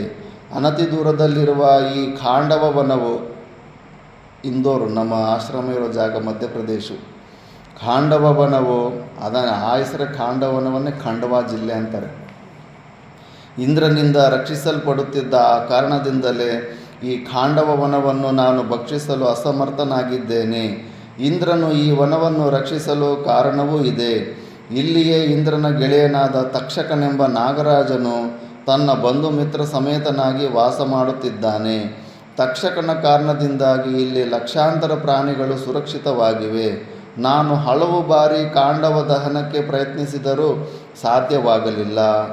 ಅಂದರೆ ಅಗ್ನಿ ಎಷ್ಟು ಆಹುತಿ ಆಗುತ್ತೋ ಅಷ್ಟು ಹೊಟ್ಟೆ ತುಂಬುತ್ತೆ. ಈ ಯುದ್ಧದಲ್ಲಿ ತುಂಬ ಒಳ್ಳೆ ಹೊಟ್ಟೆ ತುಂಬುತ್ತಾ ಇರುತ್ತೆ ಅಗ್ನಿದೇವನಿಗೆ. ಎಲ್ಲ ಪೆಟ್ರೋಲು ತಯಾರು ಮಾಡೋವೆಲ್ಲ ಇರಾನು, ಇಸ್ರೇಲು ಇವೆಲ್ಲ ಫುಲ್ಲು ಸುಡ್ತಾ ಇದ್ದಾವೆ. ಪೆಟ್ರೋಲ್ ಒಂದು ಸತಿ ಬೆಂಕಿ ಹಚ್ಕೊಂಡ್ರೆ ಆರಿಸೋದಕ್ಕಾಗೋದಿಲ್ಲ. ರಿಫೈನರಿಗಳು ಎಲ್ಲ ಬಾಂಬ್ಗಳೆಲ್ಲ ಭಯಂಕರವಾಗಿ ಹೊಗೆ ಆಕಾಶದಲ್ಲಿ ಹೋಗಿ ಪೆಟ್ರೋಲಿನ ಮಳೆ ಬರ್ತಾಯಿದೆ ಇರಾನ್ನಲ್ಲಿ. ಆ ಮಟ್ಟಕ್ಕೆ ಯುದ್ಧಗಳು ನಡ್ಕೊತಾ ಇದ್ದಾವೆ. ಖಾಂಡವ ದಹನಕ್ಕೆ ಪ್ರಾರಂಭಿಸಿದೊಡನೆ ಇಂದ್ರನು ಮೇಘಗಳನ್ನು ಪ್ರಚೋದಿಸಿ ಮಳೆಗೆರೆಯುತ್ತಾನೆ. ನಾನು ತನ್ನಗಾಗಿ ಬಿಡುತ್ತೇನೆ. ಈ ಕಾರಣದಿಂದಲೇ ನಾನೀಗ ನಿಮ್ಮ ರಕ್ಷಣೆಯನ್ನು ಪಡೆಯಲು ಬಂದಿರುವೆನು. ನೀವಿಬ್ಬರೂ ಶಸ್ತ್ರಾಸ್ತ್ರ ಉಪಯೋಗಗಳಲ್ಲಿ ನಿಪುಣರಾಗಿರುವಿರಿ. ನೀವು ನನಗೆ ಸಹಕಾರವನ್ನಿತ್ತರೆ ನಾನು ಕ್ಷಣ ಮಾತ್ರದಲ್ಲಿ ಈ ಅರಣ್ಯವನ್ನು ದಹಿಸಿಬಿಡುವೆನು. ಇದೇ ನಾನು ಅಪೇಕ್ಷಿಸುವ ಆಹಾರ. ನೀವು ನಮಗೆ ತಿಳಿದಿರುವ ಅಮೋಘವಾದ ಅಸ್ತ್ರಗಳನ್ನು ಪ್ರಯೋಗಿಸಿ ದೇವೇಂದ್ರನು ಸುರಿಸಲಿರುವ ಮಳೆಯನ್ನು ತಡೆಗಟ್ಟಬೇಕು ಮತ್ತು ಈ ಅರಣ್ಯದಿಂದ ಹೊರಕ್ಕೆ ಯಾವ ಪ್ರಾಣಿಗಳು ತಪ್ಪಿಸಿಕೊಂಡು ಹೋಗಲು ಅವಕಾಶವಾಗದಂತೆಯೂ ನೀವು ತಡೆ ಹಿಡಿಯಬೇಕೆಂದು ಪ್ರಾರ್ಥಿಸುತ್ತೇನೆ. ಮತ್ತು ಈಗ ನಮ್ಮನ್ನು ತಿಂತಾನೆ ಅಗ್ನಿ. ಏನು ನಾವು ಕುರಿಗಳು ಮೇಕೆಗಳು ಕತ್ತರಿಸೋದಾಗ ಅದು ಪಾಪ ಅಲ್ವಾ? ಮತ್ತು ಅದಕ್ಕೆ ಪನಿಷ್ಮೆಂಟ್ ಬೇಕಲ್ಲ. ಹೋಲ್ಸೇಲಾಗಿ ಈಗ ಯುದ್ಧಗಳು ಸ್ಟಾರ್ಟ್ ಮಾಡಿ ಅಗ್ನಿದೇವನು ಬಂದು ಒಂದೇ ಸತಿ ನಾವು ತಪ್ಪಿಸ್ಕೊಂಡು ಓಡಬೇಕಂದ್ರೂ ಕೂಡ ಓಡೋದಕ್ಕಾಗೋದಿಲ್ಲ. ಎಲ್ಲರನ್ನೂ ತಿಂದುಬಿಡ್ತಾನೆ. ಜನಮೇಜಯನು ಮುನಿವರ್ಯರೇ, ಅನೇಕ ಪ್ರಾಣಿಗಳಿಂದ ನಿಬಿಡವಾದ ಖಾಂಡವ ವನವನ್ನು ದಹಿಸಲು ಅಗ್ನಿಯ ಮುಖ್ಯವಾದ ಉದ್ದೇಶವಾದರೂ ಏನು? ಅದಕ್ಕೆ ಮಹತ್ತರವಾದ ಕಾರಣವೇ ಇರಬೇಕು. ಈ ಕಾರಣವನ್ನು ವಿವರವಾಗಿ ಕೇಳುವ ಅಭಿಲಾಷೆ ಇದೆ. ಬ್ರಾಹ್ಮಣೋತ್ತಮರೇ, ಯಾವ ಮಹಾಕಾರಣದಿಂದಾಗಿ ಅಗ್ನಿಯು ಖಾಂಡವ ವನವನ್ನು ದಹನ ಮಾಡಲು ನಿಶ್ಚಯಿಸಿದನು ಮತ್ತು ಅದು ಹೇಗೆ ಸಾಧ್ಯವಾಯಿತು ಎಂಬುದೆಲ್ಲವನ್ನು ವಿಸ್ತಾರವಾಗಿ ಹೇಳಿರಿ ಅಂತ ಜನ್ಮೇಜಯ ವೈಶಂಪಾಯನ ಕೇಳ್ತಾವನೆ. ಮಹಾರಾಜ, ಯಾವ ಕಾರಣಕ್ಕಾಗಿ ಅಗ್ನಿಯು ಖಾಂಡವ ದಹನವನ್ನು ಮಾಡಿದನು ಎಂಬುದೆಲ್ಲವನ್ನು ನಾನು ನಿನಗೆ ಯಥಾವತ್ತಾಗಿ ಹೇಳುವನ್ನು ಕೇಳು ಎಂದು ಹೇಳಿ ವೈಶಂಪಾಯನರು ಇನ್ನು ಕಥೆಯನ್ನು ಸ್ಟಾರ್ಟ್ ಮಾಡ್ತಾರೆ. ಹಿಂದೊಂದು ಕಾಲದಲ್ಲಿ ಮಹಾಪರಾಕ್ರಮಿಯಾದ ಕೀರ್ತಿವಂತನಾದ ಇಂದ್ರನಿಗೆ ಸಮಾನನೆನಿಸಿದ್ದ ಶ್ವೇತಕಿ ಎಂಬ ರಾಜನೊಬ್ಬನಿದ್ದನು. ಯಾಗಶೀಲನಾಗಿಯೂ ದಾನಶೀಲನಾಗಿಯೂ ಬುದ್ಧಿವಂತನಾಗಿಯೂ ಇದ್ದ ಆ ರಾಜನಿಗೆ ಸಮಾನರಾದವರು ಆಗಿನ ಕಾಲದಲ್ಲಿ ಯಾರೂ ಇರಲಿಲ್ಲ. ದೇವಯಜ್ಞ ಪಿತೃಯಜ್ಞಾದಿ ಪಂಚಮಹಾಯಜ್ಞಗಳನ್ನು ಮಾಡುತ್ತಾ ಜ್ಯೋತಿಷ್ಠೋಮಾದಿ ಕ್ರತುಗಳನ್ನು ಮಾಡುತ್ತಾ ಋತ್ವಿಜರಿಗೆ ಯಥೇಚ್ಛವಾಗಿ ದಕ್ಷಿಣೆಯನ್ನು ಕೊಡುತ್ತಾ ಸಂತೋಷದಿಂದ ಕಾಲ ಕಳೆಯುತ್ತಿದ್ದನು. ಯಾವಾಗಲೂ ಅವನ ಬುದ್ಧಿಯು ಸತ್ರಗಳಲ್ಲಿಯೂ ಅನೇಕ ವಿಧವಾದ ಧಾರ್ಮಿಕ ಸಮಾರಂಭಗಳಲ್ಲಿಯೂ ದಾನ ಕೊಡುವುದರಲ್ಲಿಯೂ ನಿಯತವಾಗಿದ್ದಿತು. ಅವನು ಮಾಡುತ್ತಿದ್ದ ಯಜ್ಞಯಾಗಾದಿಗಳಿಗೆ ಕಾಲಮಿತಿಯೇ ಇರುತ್ತಿರಲಿಲ್ಲ. ಅನೇಕ ವರ್ಷಗಳ ಕಾಲ ಅವಿಚ್ಛಿನ್ನವಾಗಿ ಕ್ರತುಗಳನ್ನು ಮಾಡುವುದರಲ್ಲಿಯೇ ನಿರತನಾಗಿದ್ದನು. ಯಜ್ಞಗಳಲ್ಲಿ ಭಾಗವಹಿಸಿದ್ದ ಋತ್ವಿಜರು ಕಣ್ಣುಗಳು ಯಜ್ಞೇಶ್ವರನ ಧೂಮದಿಂದ ಅನವರ್ತವೂ ವ್ಯಾಪ್ತವಾಗಿರುತ್ತಿದ್ದರಿಂದ ಶಕ್ತಿಹೀನವಾದವು. ಆ ಕಾರಣದಿಂದಾಗಿ ಅವರಿಗೆ ಶ್ವೇತಕಿಯ ಯಾಗದಲ್ಲಿ ಋತ್ವಿಜರಾಗಿ ಮುಂದುವರಿಯಲು ಸಾಧ್ಯವಾಗಲಿಲ್ಲ. ನಿರ್ದಿಷ್ಟವಾಗಿದ್ದ ಕ್ರತುವು ಮುಗಿಯುವುದಕ್ಕೆ ಮುಂಚೆಯೇ ಋತ್ವಿಜರೆಲ್ಲರೂ ಯಾಗವನ್ನು ಪರಿತ್ಯಜಿಸಿ ಹೊರಟು ಹೋದರು. ಪರಿತ್ಯಜಿಸಿ ಹೋಗಿದ್ದ ಬ್ರಾಹ್ಮಣರ ಬಳಿಗೆ ರಾಜನು ಹೋಗಿ ಆರ್ತ್ವಿಜ್ಯವನ್ನು ಮುಂದುವರಿಸುವಂತೆ ಪದೇ ಪದೇ ಪ್ರಾರ್ಥಿಸಿದನು. ಆದರೆ ನೇತ್ರಬಾಧೆಯ ಕಾರಣದಿಂದ ಯಾರೂ ರಾಜನ ಪ್ರಾರ್ಥನೆಯನ್ನು ಅಂಗೀಕರಿಸಲಿಲ್ಲ. ಅವರ ಅನುಜ್ಞೆಯನ್ನು ಪಡೆದು ರಾಜನು ಬೇರೆಯ ಋತ್ವಿಜರನ್ನು ಆಹ್ವಾನಿಸಿ ಪ್ರಾರಂಭಿಸಿದ್ದ ಮಹಾಯಾಗವನ್ನು ಪೂರೈಸಿದನು. ಕೆಲವು ದಿವಸಗಳ ನಂತರ ಶ್ವೇತಕಿಗೆ 100 ವರ್ಷಗಳ ಪರಿಮಿತಿಯುಳ್ಳ ಮಹಾಯಾಗವನ್ನು ಮಾಡಬೇಕೆನ್ನುವ ಅಭಿಲಾಷೆ ಉಂಟಾಯಿತು. ಆದರೆ ಅವನಿಗೆ ಋತ್ವಿಜರೇ ಸಿಗಲಿಲ್ಲ. ಆದರೂ ಶ್ವೇತಕಿಯು ಉತ್ಸಾಹಹೀನನಾಗಲಿಲ್ಲ. ತನ್ನ ಪರಿವಾರದವರೊಡನೆ ಬ್ರಾಹ್ಮಣರ ಬಳಿಗೆ ಹೋಗಿ ಸೇವೆ ಮಾಡಿ ಯಥೇಚ್ಛವಾಗಿ ದಾನ ದಕ್ಷಿಣೆಗಳನ್ನು ಕೊಟ್ಟು ಸ್ವಲ್ಪವಾದರೂ ಬೇಸರಗೊಳ್ಳದೆ ಆರ್ತ್ವಿಜ್ಯವನ್ನು ವಹಿಸುವಂತೆ ನತಶಿರನಾಗಿ ಬಾರಿಗೂ ಅವರನ್ನು ದೈನ್ಯದಿಂದ ಪ್ರಾರ್ಥಿಸುತ್ತಿದ್ದನು. ಆದರೂ ರಾಜನು ಸಂಕಲ್ಪಿಸಿದ್ದ 100 ವರ್ಷಗಳ ಮಹಾಯಾಗಕ್ಕೆ ಆರ್ತ್ವಿಜ್ಯವನ್ನು ವಹಿಸಲು ಯಾರೂ ಮುಂದೆ ಬರಲಿಲ್ಲ. ಅಷ್ಟೊಂದು ಪ್ರಾರ್ಥಿಸಿದರೂ ಒಪ್ಪದಿದ್ದರೆ ಕೋಪವು ಬರುವುದು ಸಹಜವಲ್ಲವೇ? ರಾಜನು ಕುಪಿತನಾಗಿ ಆಶ್ರಮದಲ್ಲಿದ್ದ ವೇದ ಪಾರಂಗತರಾದ ಬ್ರಾಹ್ಮಣರನ್ನು ಪ್ರಶ್ನಿಸಿದನು. ವಿಪ್ರಮೋತ್ತಮರೇ, ನನ್ನ ದೈನ್ಯ ಪ್ರಾರ್ಥನೆಯನ್ನೇಕೆ ಬಾರಿಗೂ ತಿರಸ್ಕರಿಸುತ್ತಿರುವಿರಿ? ನಾನೇನು ಪತಿತನೇ? ತಮ್ಮ ಶುಶ್ರೂಷೆಯಲ್ಲಿ ಲೋಪವನ್ನೇನಾದರೂ ಮಾಡಿರುವೆನೇ? ಹಾಗೇನಾದರೂ ಆಗಿದ್ದರೆ ನಾನು ತಮ್ಮೆಲ್ಲರಿಂದಲೂ ಇತರ ಬ್ರಾಹ್ಮಣರಿಂದಲೂ ತಿರಸ್ಕಾರಕ್ಕೆ ಯೋಗ್ಯನಾಗುವೆನು. ತಮಗೆ ತಿಳಿದಿರುವಂತೆಯೇ ನಾನು ಪತಿತನಾಗಿಲ್ಲದಿರುವುದು ಮಾತ್ರವಲ್ಲದೆ ಯಾವಾಗಲೂ ತಮ್ಮ ವಿಷಯದಲ್ಲಿ ಪ್ರಸನ್ನನಾಗಿ ಇರುವೆನು. ಆದುದರಿಂದ ನಾನು ಮಾಡಬೇಕೆಂದಿರುವ ಕ್ರತುವಿಗೆ ಪ್ರತಿಬಂಧಕವನ್ನು ಮಾಡುವುದಾಗಲಿ ಅಸಹಕಾರವನ್ನು ತೋರುವುದಾಗಲಿ ನನ್ನನ್ನು ಪರಿತ್ಯಾಗ ಮಾಡುವುದಾಗಲಿ ನಿಮಗೆ ಖಂಡಿತವಾಗಿಯೂ ಯೋಗ್ಯವೆನಿಸುವುದಿಲ್ಲ. ತಮ್ಮ ದಾಸನಾಗಿರುವ ನನ್ನ ಮೇಲೆ ಪ್ರಸನ್ನತೆಯನ್ನು ತೋರುವುದು ಯುಕ್ತವಾಗಿದೆ. ನಾನು ನಿಮ್ಮೆಲ್ಲರ ಅಭಯವನ್ನು ಕೇಳಿಕೊಳ್ಳುತ್ತಿರುವೆನು. ಒಂದು ವೇಳೆ ದ್ವೇಷಬುದ್ಧಿಯಿಂದಲೇ ನನ್ನನ್ನು ನೀವು ಪರಿತ್ಯಜಿಸುವುದಾದರೆ ನಾನು ಬೇರೆಯ ಋತ್ವಿಜರ ಸಮೀಪಕ್ಕೆ ಹೋಗಿ ನಾನು ಮಾಡಲಿರುವ ಯಾಗಕ್ಕೆ ಆರ್ತ್ವಿಜ್ಯವನ್ನು ವಹಿಸುವಂತೆ ಅವರನ್ನು ದೈನ್ಯದಿಂದ ಬೇಡಿಕೊಳ್ಳುವೆನು. ರಾಜನು ಶಾಂತಿಯುತವಾಗಿ ಹೇಳಿದರೂ ದೈನ್ಯದಿಂದ ಕೇಳಿಕೊಂಡರೂ ಕುಪಿತನಾಗಿ ಹೇಳಿದರೂ ಬ್ರಾಹ್ಮಣರು ರಾಜನ 100 ವರ್ಷಗಳ ಯಜ್ಞಕ್ಕೆ ಆರ್ತ್ವಿಜ್ಯವನ್ನು ವಹಿಸಲು ಒಪ್ಪಲಿಲ್ಲ.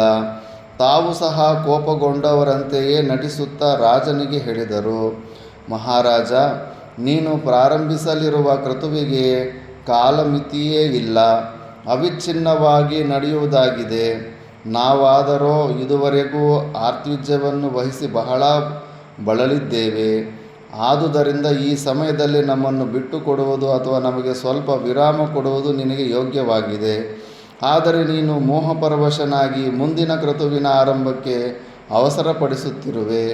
ಆದುದರಿಂದ ನೀನೀಗಲೇ ರುದ್ರನ ಬಳಿಗೆ ಹೋಗಿ ಅವನೇ ನಿನ್ನ ಕ್ರತುವಿಗೆ ಯಾಜಕನಾಗಲು ಸಮರ್ಥನಾಗಿರುವನು.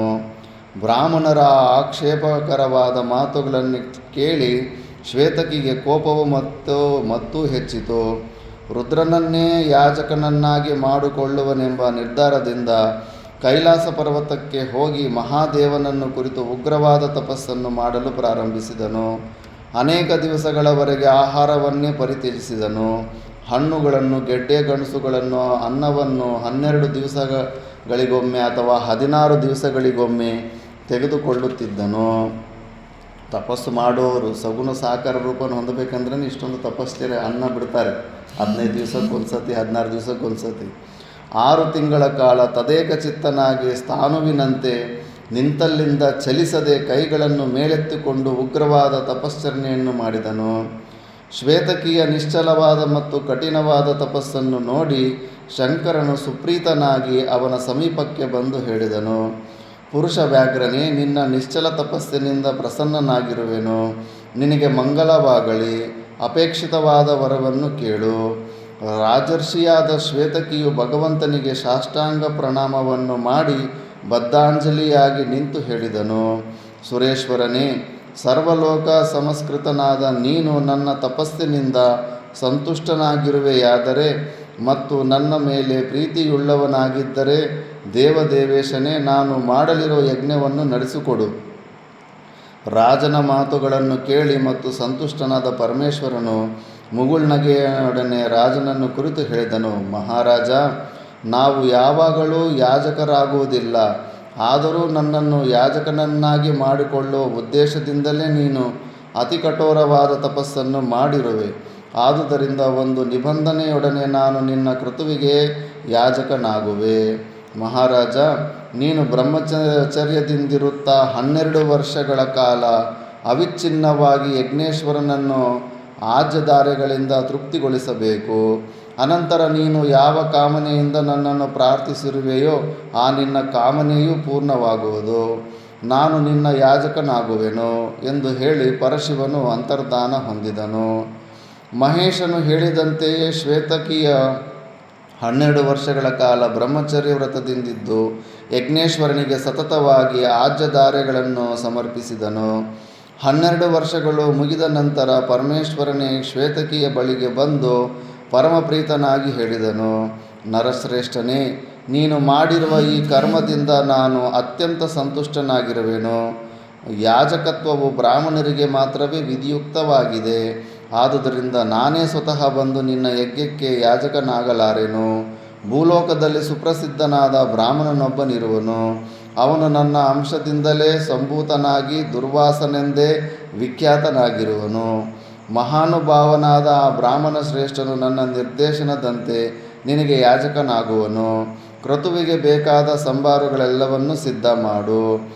ರುದ್ರನಾಡಿದ ಮಾತುಗಳನ್ನು ಕೇಳಿ ಶ್ವೇತಕಿಯು ತನ್ನ ನಗರಿಗೆ ಹಿಂದಿರುಗಿ ಕ್ರತುವಿಗೆ ಬೇಕಾಗುವ ಸಂಭಾರಗಳೆಲ್ಲವನ್ನೂ ಸಿದ್ಧಪಡಿಸಿ ಪುನಃ ರುದ್ರನ ಸಮೀಪಕ್ಕೆ ಹೋಗಿ ಬದ್ಧಾಂಜಲಿಯಾಗಿ ಹೇಳಿದನು, ಮಹಾದೇವ, ನಿನ್ನ ಪ್ರಸಾದದಿಂದ ಕ್ರತುವಿಗೆ ಬೇಕಾದ ಸಂಭಾರಗಳೆಲ್ಲವನ್ನೂ ಸಿದ್ಧಪಡಿಸಿರುವೆನು.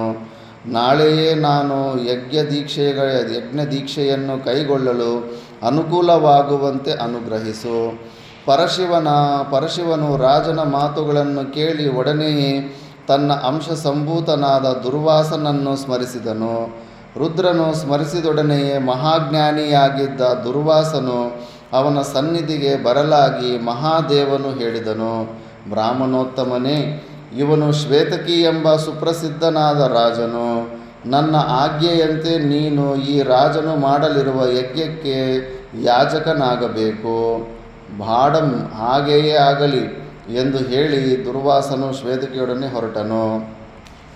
ಶ್ವೇತಕಿಯು ಸಂಕಲ್ಪಿಸಿದ್ದ 100 ವರ್ಷಗಳ ಕ್ರತುವು ಪ್ರಾರಂಭವಾಯಿತು. ಕ್ರತುವು ಯಥಾವಿಧಿಯಾಗಿ ಯಥೋಕ್ತ ಕಾಲದಲ್ಲಿ ನಡೆಯಿತು. ಆ ಸಮಯದಲ್ಲಿ ಶ್ವೇತಕಿಯು ಬ್ರಾಹ್ಮಣರಿಗೆ ಹೇರಳವಾಗಿ ದಾನ ದಕ್ಷಿಣೆಗಳನ್ನು ಕೊಟ್ಟನು. ಕ್ರತುವಿನ ಅವಭೃತ ಸ್ನಾನವಾದ ಮೇಲೆ ಯಾಗಕ್ಕೆ ಬಂದಿದ್ದ ಋತ್ವಿಜರೆಲ್ಲರೂ ದುರ್ವಾಸನ ಅನುಜ್ಞೆಯನ್ನು ಪಡೆದು ಹೊರಟು ಹೋದರು. ಸದಸ್ಯರೆಲ್ಲರೂ ತಮ್ಮ ತಮ್ಮ ಆಶ್ರಮಗಳಿಗೆ ತೆರಳಿದರು. ರಾಜನು ಬ್ರಾಹ್ಮಣರಿಂದ ಪುರಸ್ಕೃತನಾಗಿ ಹೊಗಳು ಭಟರ ಪರಾಕುಗಳನ್ನು ಹೇಳುತ್ತಿರುವಾಗ ನಾಗರಿಕರ ಸಂಭ್ರಮದ ಸ್ವಾಗತದೊಡನೆ ಅರಮನೆಯನ್ನು ಪ್ರವೇಶಿಸಿದನು. ಹೀಗೆ ಸುಪ್ರಸಿದ್ಧನಾದ ಶ್ವೇತಕಿಯು ಬಹಳ ಕಾಲ ಕಳೆದ ಮೇಲೆ ತನ್ನ ಯಜ್ಞದಲ್ಲಿ ಭಾಗವಹಿಸಿದ್ದ ಋತ್ವಿಜರೊಡನೆಯೂ ಸದಸ್ಯರೊಡನೆಯೂ ಸ್ವರ್ಗವನ್ನೈದಿದನು. ಶ್ವೇತಕಿಯು ಮಾಡಿದ ಮಹಾಯಜ್ಞದಲ್ಲಿ ಅಗ್ನಿದೇವನು 12 ವರ್ಷಗಳ ಕಾಲ ಅವಿಚ್ಛಿನ್ನವಾಗಿ ಆಜ್ಯಧಾರೆಯನ್ನು ಸವಿದನು. 12 ವರ್ಷಗಳು ಆ ಆಜ್ಯಧಾರೆಗೆ ವಿಚ್ಛಿತ್ತಿಯೇ ಇರಲಿಲ್ಲ. ಆ ಯಾಗದಲ್ಲಿ ಯಜ್ಞೇಶ್ವರನು ಅಮಿತವಾದ ತೃಪ್ತಿಯನ್ನು ಹೊಂದಿದನು. ಬೇರೆಯವರಿಂದ ಪುನಃ ಆಜ್ಯಧಾರೆಯನ್ನು ಸವಿಯುವ ಇಚ್ಛೆಯು ಅಗ್ನಿಗೆ ಉಂಟಾಗಲಿಲ್ಲ. ಯಾವುದೂ ಬೇಡವಾಯಿತು. ಹಿಂದಿನಂತೆ ಅವನು ಪ್ರಕಾಶಮಾನನಾಗಿಯೂ ಇರುತ್ತಿರಲಿಲ್ಲ. ಅಗ್ನಿದೇವನಿಗೆ ಹಸಿವೇ ಇಂಗಿ ಹೋಯಿತು. ಮುಖವು ಬಿಳಿಚಿಕೊಂಡಿತು. ಜಾಸ್ತಿ ಊಟ ಆದರೂ ಕೂಡ ಅಷ್ಟೇ, ಮತ್ತೆ ಆರೋಗ್ಯ ಕೆಟ್ಟೋಗ್ಬಿಡುತ್ತೆ. ನಿಶ್ಶಕ್ತಿಯು ತಲೆದೂರಿತು. ಅಜೀರ್ಣ ರೋಗವು ಅಂಟಿಕೊಂಡಿರುವಂತೆ ಕಾಣುತ್ತಿತ್ತು. ಸುಮ್ಮನೆ ಊಟ ಹಾಕ್ತಾಯಿದ್ರೆ ಆ ಜೀರ್ಣ ಮಾಡೋ ಶಕ್ತಿ ಇರಬೇಕಲ್ಲ. ಯಜ್ಞೇಶ್ವರನು ಅನುದಿನವೂ ತನ್ನ ಶಕ್ತಿಯು ಕುಂದುತ್ತಿರುವುದನ್ನು, ಶರೀರವು ಕಾಂತಿಹೀನವಾಗುತ್ತಿರುವುದನ್ನು ಮನಗೊಂಡು ಚಿಂತಾಕ್ರಾಂತನಾಗಿ ಸರ್ವಮಾನ್ಯನಾದ ಬ್ರಹ್ಮನ ಬಳಿಗೆ ತೆರಳಿದನು. ಸಿಂಹಾಸನಾರೂಢನಾಗಿ ಕುಳಿತಿದ್ದ ಬ್ರಹ್ಮನನ್ನು ಬದ್ಧಾಂಜಲಿಯಾಗಿ ಪ್ರಾರ್ಥಿಸಿದನು. ಮಹಾನುಭಾವ, ಶ್ವೇತಕಿಯು 12 ವರ್ಷಗಳ ಕಾಲ ಅವಿಚ್ಛಿನ್ನವಾಗಿ ಆಜ್ಯಧಾರೆಯನ್ನು ನನಗರ್ಪಿಸಿ ನನಗೆ ಅತ್ಯಂತ ತೃಪ್ತಿಯನ್ನುಂಟು ಮಾಡಿರುವನು. 12 ವರ್ಷಗಳ ಪರ್ಯಂತ ಸತತವಾದ ಆಜ್ಯ ಸೇವನೆಯಿಂದಾಗಿ ನನಗೆ ಈಗ ಯಾವುದೂ ರುಚಿಸುತ್ತಿಲ್ಲ. ಯಾವುದನ್ನು ಕಂಡರೂ ಬೇಡವೆನಿಸುತ್ತದೆ. ನಾನೀಗ ಶಕ್ತಿಯಲ್ಲಿ ತೇಜಸ್ಸಿನಲ್ಲೂ ಹೀನನಾಗಿರುವೆನು. ಅಗ್ನಿದೇವನ ಕಿಡ್ನಿಗಳು ಲಿವರ್ಗಳು ಕೆಟ್ಟೋಗ್ಬಿಟ್ಟಿದ್ದಾವೆ. ನಾನು ಹಿಂದಿನಂತೆಯೇ ವಚನ ಶಕ್ತಿಯನ್ನು ಪಡೆಯಲು ಅಭಿಲಾಷೆಯುಳ್ಳವನಾಗಿರುವೆನು. ದಯಮಾಡಿ ನನಗೆ ಔಷಧವನ್ನು ಸೂಚಿಸಬೇಕು. ಯಜ್ಞೇಶ್ವರನ ಮಾತುಗಳನ್ನು ಕೇಳಿ ಚತುರ್ಮುಖನು ಮುಗುಳ್ನಗೆಯನ್ನು ಬೀರುತ್ತಾ ಹೇಳಿದನು. ಹವ್ಯವಾಹನನೇ, 12 ವರ್ಷಗಳ ಕಾಲ ಅವಿಚ್ಛಿನ್ನವಾಗಿ ವಸೂರ್ಧಾರೆಯಿಂದ ಸಹಿತವಾದ ಆಜ್ಯವನ್ನು ಸೇವಿಸಿದ್ದರಿಂದಲೇ ನಿನಗೆ ಗ್ಲಾನಿಯುಂಟಾಗಿದೆ. ಆದರೆ ಇದಕ್ಕಾಗಿ ನೀನು ಚಿಂತಿಸಬೇಕಾಗಿಲ್ಲ. ನೀನು ಸ್ವಲ್ಪ ಕಾಲದಲ್ಲಿಯೇ ನಿನ್ನ ವಚನ ಶಕ್ತಿಯನ್ನು ಪುನಃ ಪಡೆಯುವೆ. ನಿನಗುಂಟಾಗಿರುವ ಅರುಚಿಯನ್ನು ಹೋಗಲಾಡಿಸುವೆನು. ಅದಕ್ಕೆ ಕಾಲವು ಈಗಲೇ ಸನ್ನಿಹಿತವಾಗಿದೆ. ನೀನು ಹಿಂದೆ ಒಂದು ಸಲ ದೇವತೆಗಳ ಪ್ರಾರ್ಥನೆಯಂತೆ ಭಸ್ಮ ಮಾಡಿದ್ದ, ದೇವತೆಗಳ ಶತ್ರುಗಳಿಗೆ ನಿವಾಸ ಸ್ಥಾನವಾಗಿದ್ದ ಖಾಂಡವ ವನವು ಇಂದು ಪುನಃ ಅನೇಕವಾದ ದುಷ್ಟ ಪ್ರಾಣಿಗಳಿಗೆ ಆವಾಸ ಸ್ಥಾನವಾಗಿದೆ. ಅಲ್ಲಿರುವ ಪ್ರಾಣಿಗಳ ಮೇಧಸ್ಸುಗಳನ್ನು ಸವಿದೊಡನೆಯೇ ನಿನ್ನ ಅಜೀರ್ಣ ರೋಗವು ನಿವಾರಣೆಯಾಗುವುದು. ಮೊದಲಿನಂತೆಯೇ ನಿನಗೆ ವಚನ ಶಕ್ತಿಯು ಮತ್ತು ತೇಜಸ್ಸು ಉಂಟಾಗುವುದು. ಖಾಂಡವವನವನ್ನು ಅದರಲ್ಲಿರುವ ಪ್ರಾಣಿಗಳ ಸಹಿತವಾಗಿ ಭಸ್ಮ ಮಾಡಲು ಒಡನೆಯೇ ಹೋಗು. ಹುತಾಶನೇ, ಅದೇ ನಿನಗೆ ಪರಮೌಷಧಿ. ಎಲ್ಲವೂ ಅಷ್ಟೇ. ಆ ಕಾಡುಗಿಚ್ಚಲ್ಲಿ ಸಾಯೋ ಪ್ರಾಣಿಗಳು ಕೂಡ ಪೂರ್ವದಲ್ಲಿ ಅಂತ ಒಂದೇ ಪಾಪ ಮಾಡಿರ್ತವೆ. ಯಾರನ್ನೋ ಒಬ್ಬನ್ನ ಬೆಂಕಿಯಲ್ಲಿ ಹಾಕಿ ಸುಟ್ಟುಬಿಟ್ಟಿರ್ತಾರೆ. ಏನು ಕೋಳಿಯನ್ನು ಕತ್ತರಿಸಿದ ಮೇಲೆ ಅಲ್ಲ ಬೆಂಕಿಯಲ್ಲಿ ಹಾಕಿ ಫ್ರೈ ಮಾಡಲ್ಲ, ಚಿಕನ್ ಕಬಾಬ್ ಹಂಗೆ. ಅದಕ್ಕೆ ಅವರನ್ನು ಅಗ್ನಿದೇವರು ಕಬಾಬ್ ಮಾಡಿಬಿಡ್ತಾರೆ ಮತ್ತೆ ಕಾಡುಗಿಚ್ಚಲ್ಲಿ. ಬ್ರಹ್ಮದೇವನ ಮಾತುಗಳನ್ನು ಕೇಳಿದೊಡನೆಯೇ ಅಗ್ನಿದೇವನು ಬಹುಬೇಗ ಧಾವಿಸಿ ಖಾಂಡವ ವನವನ್ನು ಸಮೀಪಿಸಿದನು. ಮಿತ್ರನಾದ ವಾಯುವಿನ ಸಹಕಾರದಿಂದ ಪ್ರಜ್ವಲಿಸುತ್ತಾ ವನವನ್ನು ಭಸ್ಮ ಮಾಡಲು ಉಪಕ್ರಮಿಸಿದನು. ಅಲ್ಲಿದ್ದ ಸಕಲ ಪ್ರಾಣಿಗಳು ಯಜ್ಞೇಶ್ವರನನ್ನು ಪರಾಭವಗೊಳಿಸುವುದರಲ್ಲಿ ಬಂದಾಗಿ ಕಾರ್ಯ ಮಾಡಿದವು. ಸಾವಿರಾರು ಆನೆಗಳು ಕೋಪಾವೇಶದಿಂದ ತಮ್ಮ ಸೊಂಡಿಲುಗಳಿಂದ ನೀರನ್ನೆತ್ತಿ ತಂದು ಯಜ್ಞೇಶ್ವರನ ಮೇಲೆ ಸುರಿಯುತ್ತಿದ್ದವು. ಹಲವು ಹೆಡೆಗಳನ್ನು ಹೊಂದಿದ್ದ ಸಾವಿರಾರು ಸರ್ಪಗಳು ಹೆಡೆಗಳಲ್ಲಿ ನೀರನ್ನು ತಂದು ಯಜ್ಞೇಶ್ವರನ ಮೇಲೆ ಸೇಚನ ಮಾಡುತ್ತಿದ್ದವು. ಅದೇ ರೀತಿಯಲ್ಲಿ ಸಮಸ್ತ ಪ್ರಾಣಿಗಳು ತಮಗೆ ಸಾಧ್ಯವಿದ್ದಷ್ಟು ನೀರನ್ನು ತಂದು ಅಗ್ನಿಯ ಮೇಲೆ ಸುರಿದು ಯಜ್ಞೇಶ್ವರನನ್ನು ಪರಾಭವಗೊಳಿಸಿದವು. ಅಗ್ನಿದೇವನು ಸಹ ತನ್ನ ಪ್ರಯತ್ನವನ್ನು ಬಿಡಲಿಲ್ಲ. ಒಮ್ಮೆ ಒಂದೆಡೆಯಲ್ಲಿ ಸುಪ್ತನಾಗಿ ಹೋದರೂ ಮತ್ತೊಂದೆಡೆಯಲ್ಲಿ ಪುನಃ ಪ್ರಜ್ವಲಿಸುತ್ತಿದ್ದನು. 7 ಬಾರಿ ಅಳಿದು 7 ಬಾರಿ ಪುನಃ ಉರಿದರೂ ತನ್ನ ಇಚ್ಛೆಯನ್ನು ಪೂರ್ಣ ಮಾಡಿಕೊಳ್ಳಲು ಯಜ್ಞದೇವನಿಗೆ ಸಾಧ್ಯವಾಗಲಿಲ್ಲ. ಖಾಂಡವ ವನದಲ್ಲಿದ್ದ ಪ್ರಾಣಿಗಳ ಸಮೂಹ ಶಕ್ತಿಯೇ ವಿಜಯ ಗಳಿಸಿತು. ಎಲ್ಲ ಪ್ರಾಣಿಗಳು ಸೇರಿ ಯಜ್ಞೇಶ್ವರನನ್ನು ಸಂಪೂರ್ಣವಾಗಿ ಪರಾಭವಗೊಳಿಸಿದವು. ಆದ್ದರಿಂದ ಇವಾಗ ಅವನಿಗೆ ಕಾರಣ ಇದಿರುತ್ತೆ. ಅದು ಮಿಕ್ಕಿದ ನೆಕ್ಸ್ಟ್ ಕ್ಲಾಸಲ್ಲಿ. ಈಗ ಅರ್ಜುನ ಇಂದ್ರನ ಜೊತೆ ಕೂಡ ಯುದ್ಧ ಮಾಡಿ ಖಾಂಡವ ದಹನ ಮಾಡ್ತಾನೆ. ಆ ಖಾಂಡವ ದಹನದ ಪಾಪದಲ್ಲಿ ಅವ್ರ ವಂಶ ಕೂಡ ಅದೆಲ್ಲ ಸತ್ತೋಗ್ಬಿಡ್ತಾರೆ. ಕೌರವರು ಒಬ್ಬರು ಉಳಿಯೋದಿಲ್ಲ. ಓಂ ಪೂರ್ಣಮದ ಪೂರ್ಣಮಿದಂ पूर्णमिदं पूर्णात् पूर्णमुदच्यते पूर्णस्य पूर्णमादाय पूर्णमेवावशिष्यते ॐ शान्ति शान्ति शान्तिः।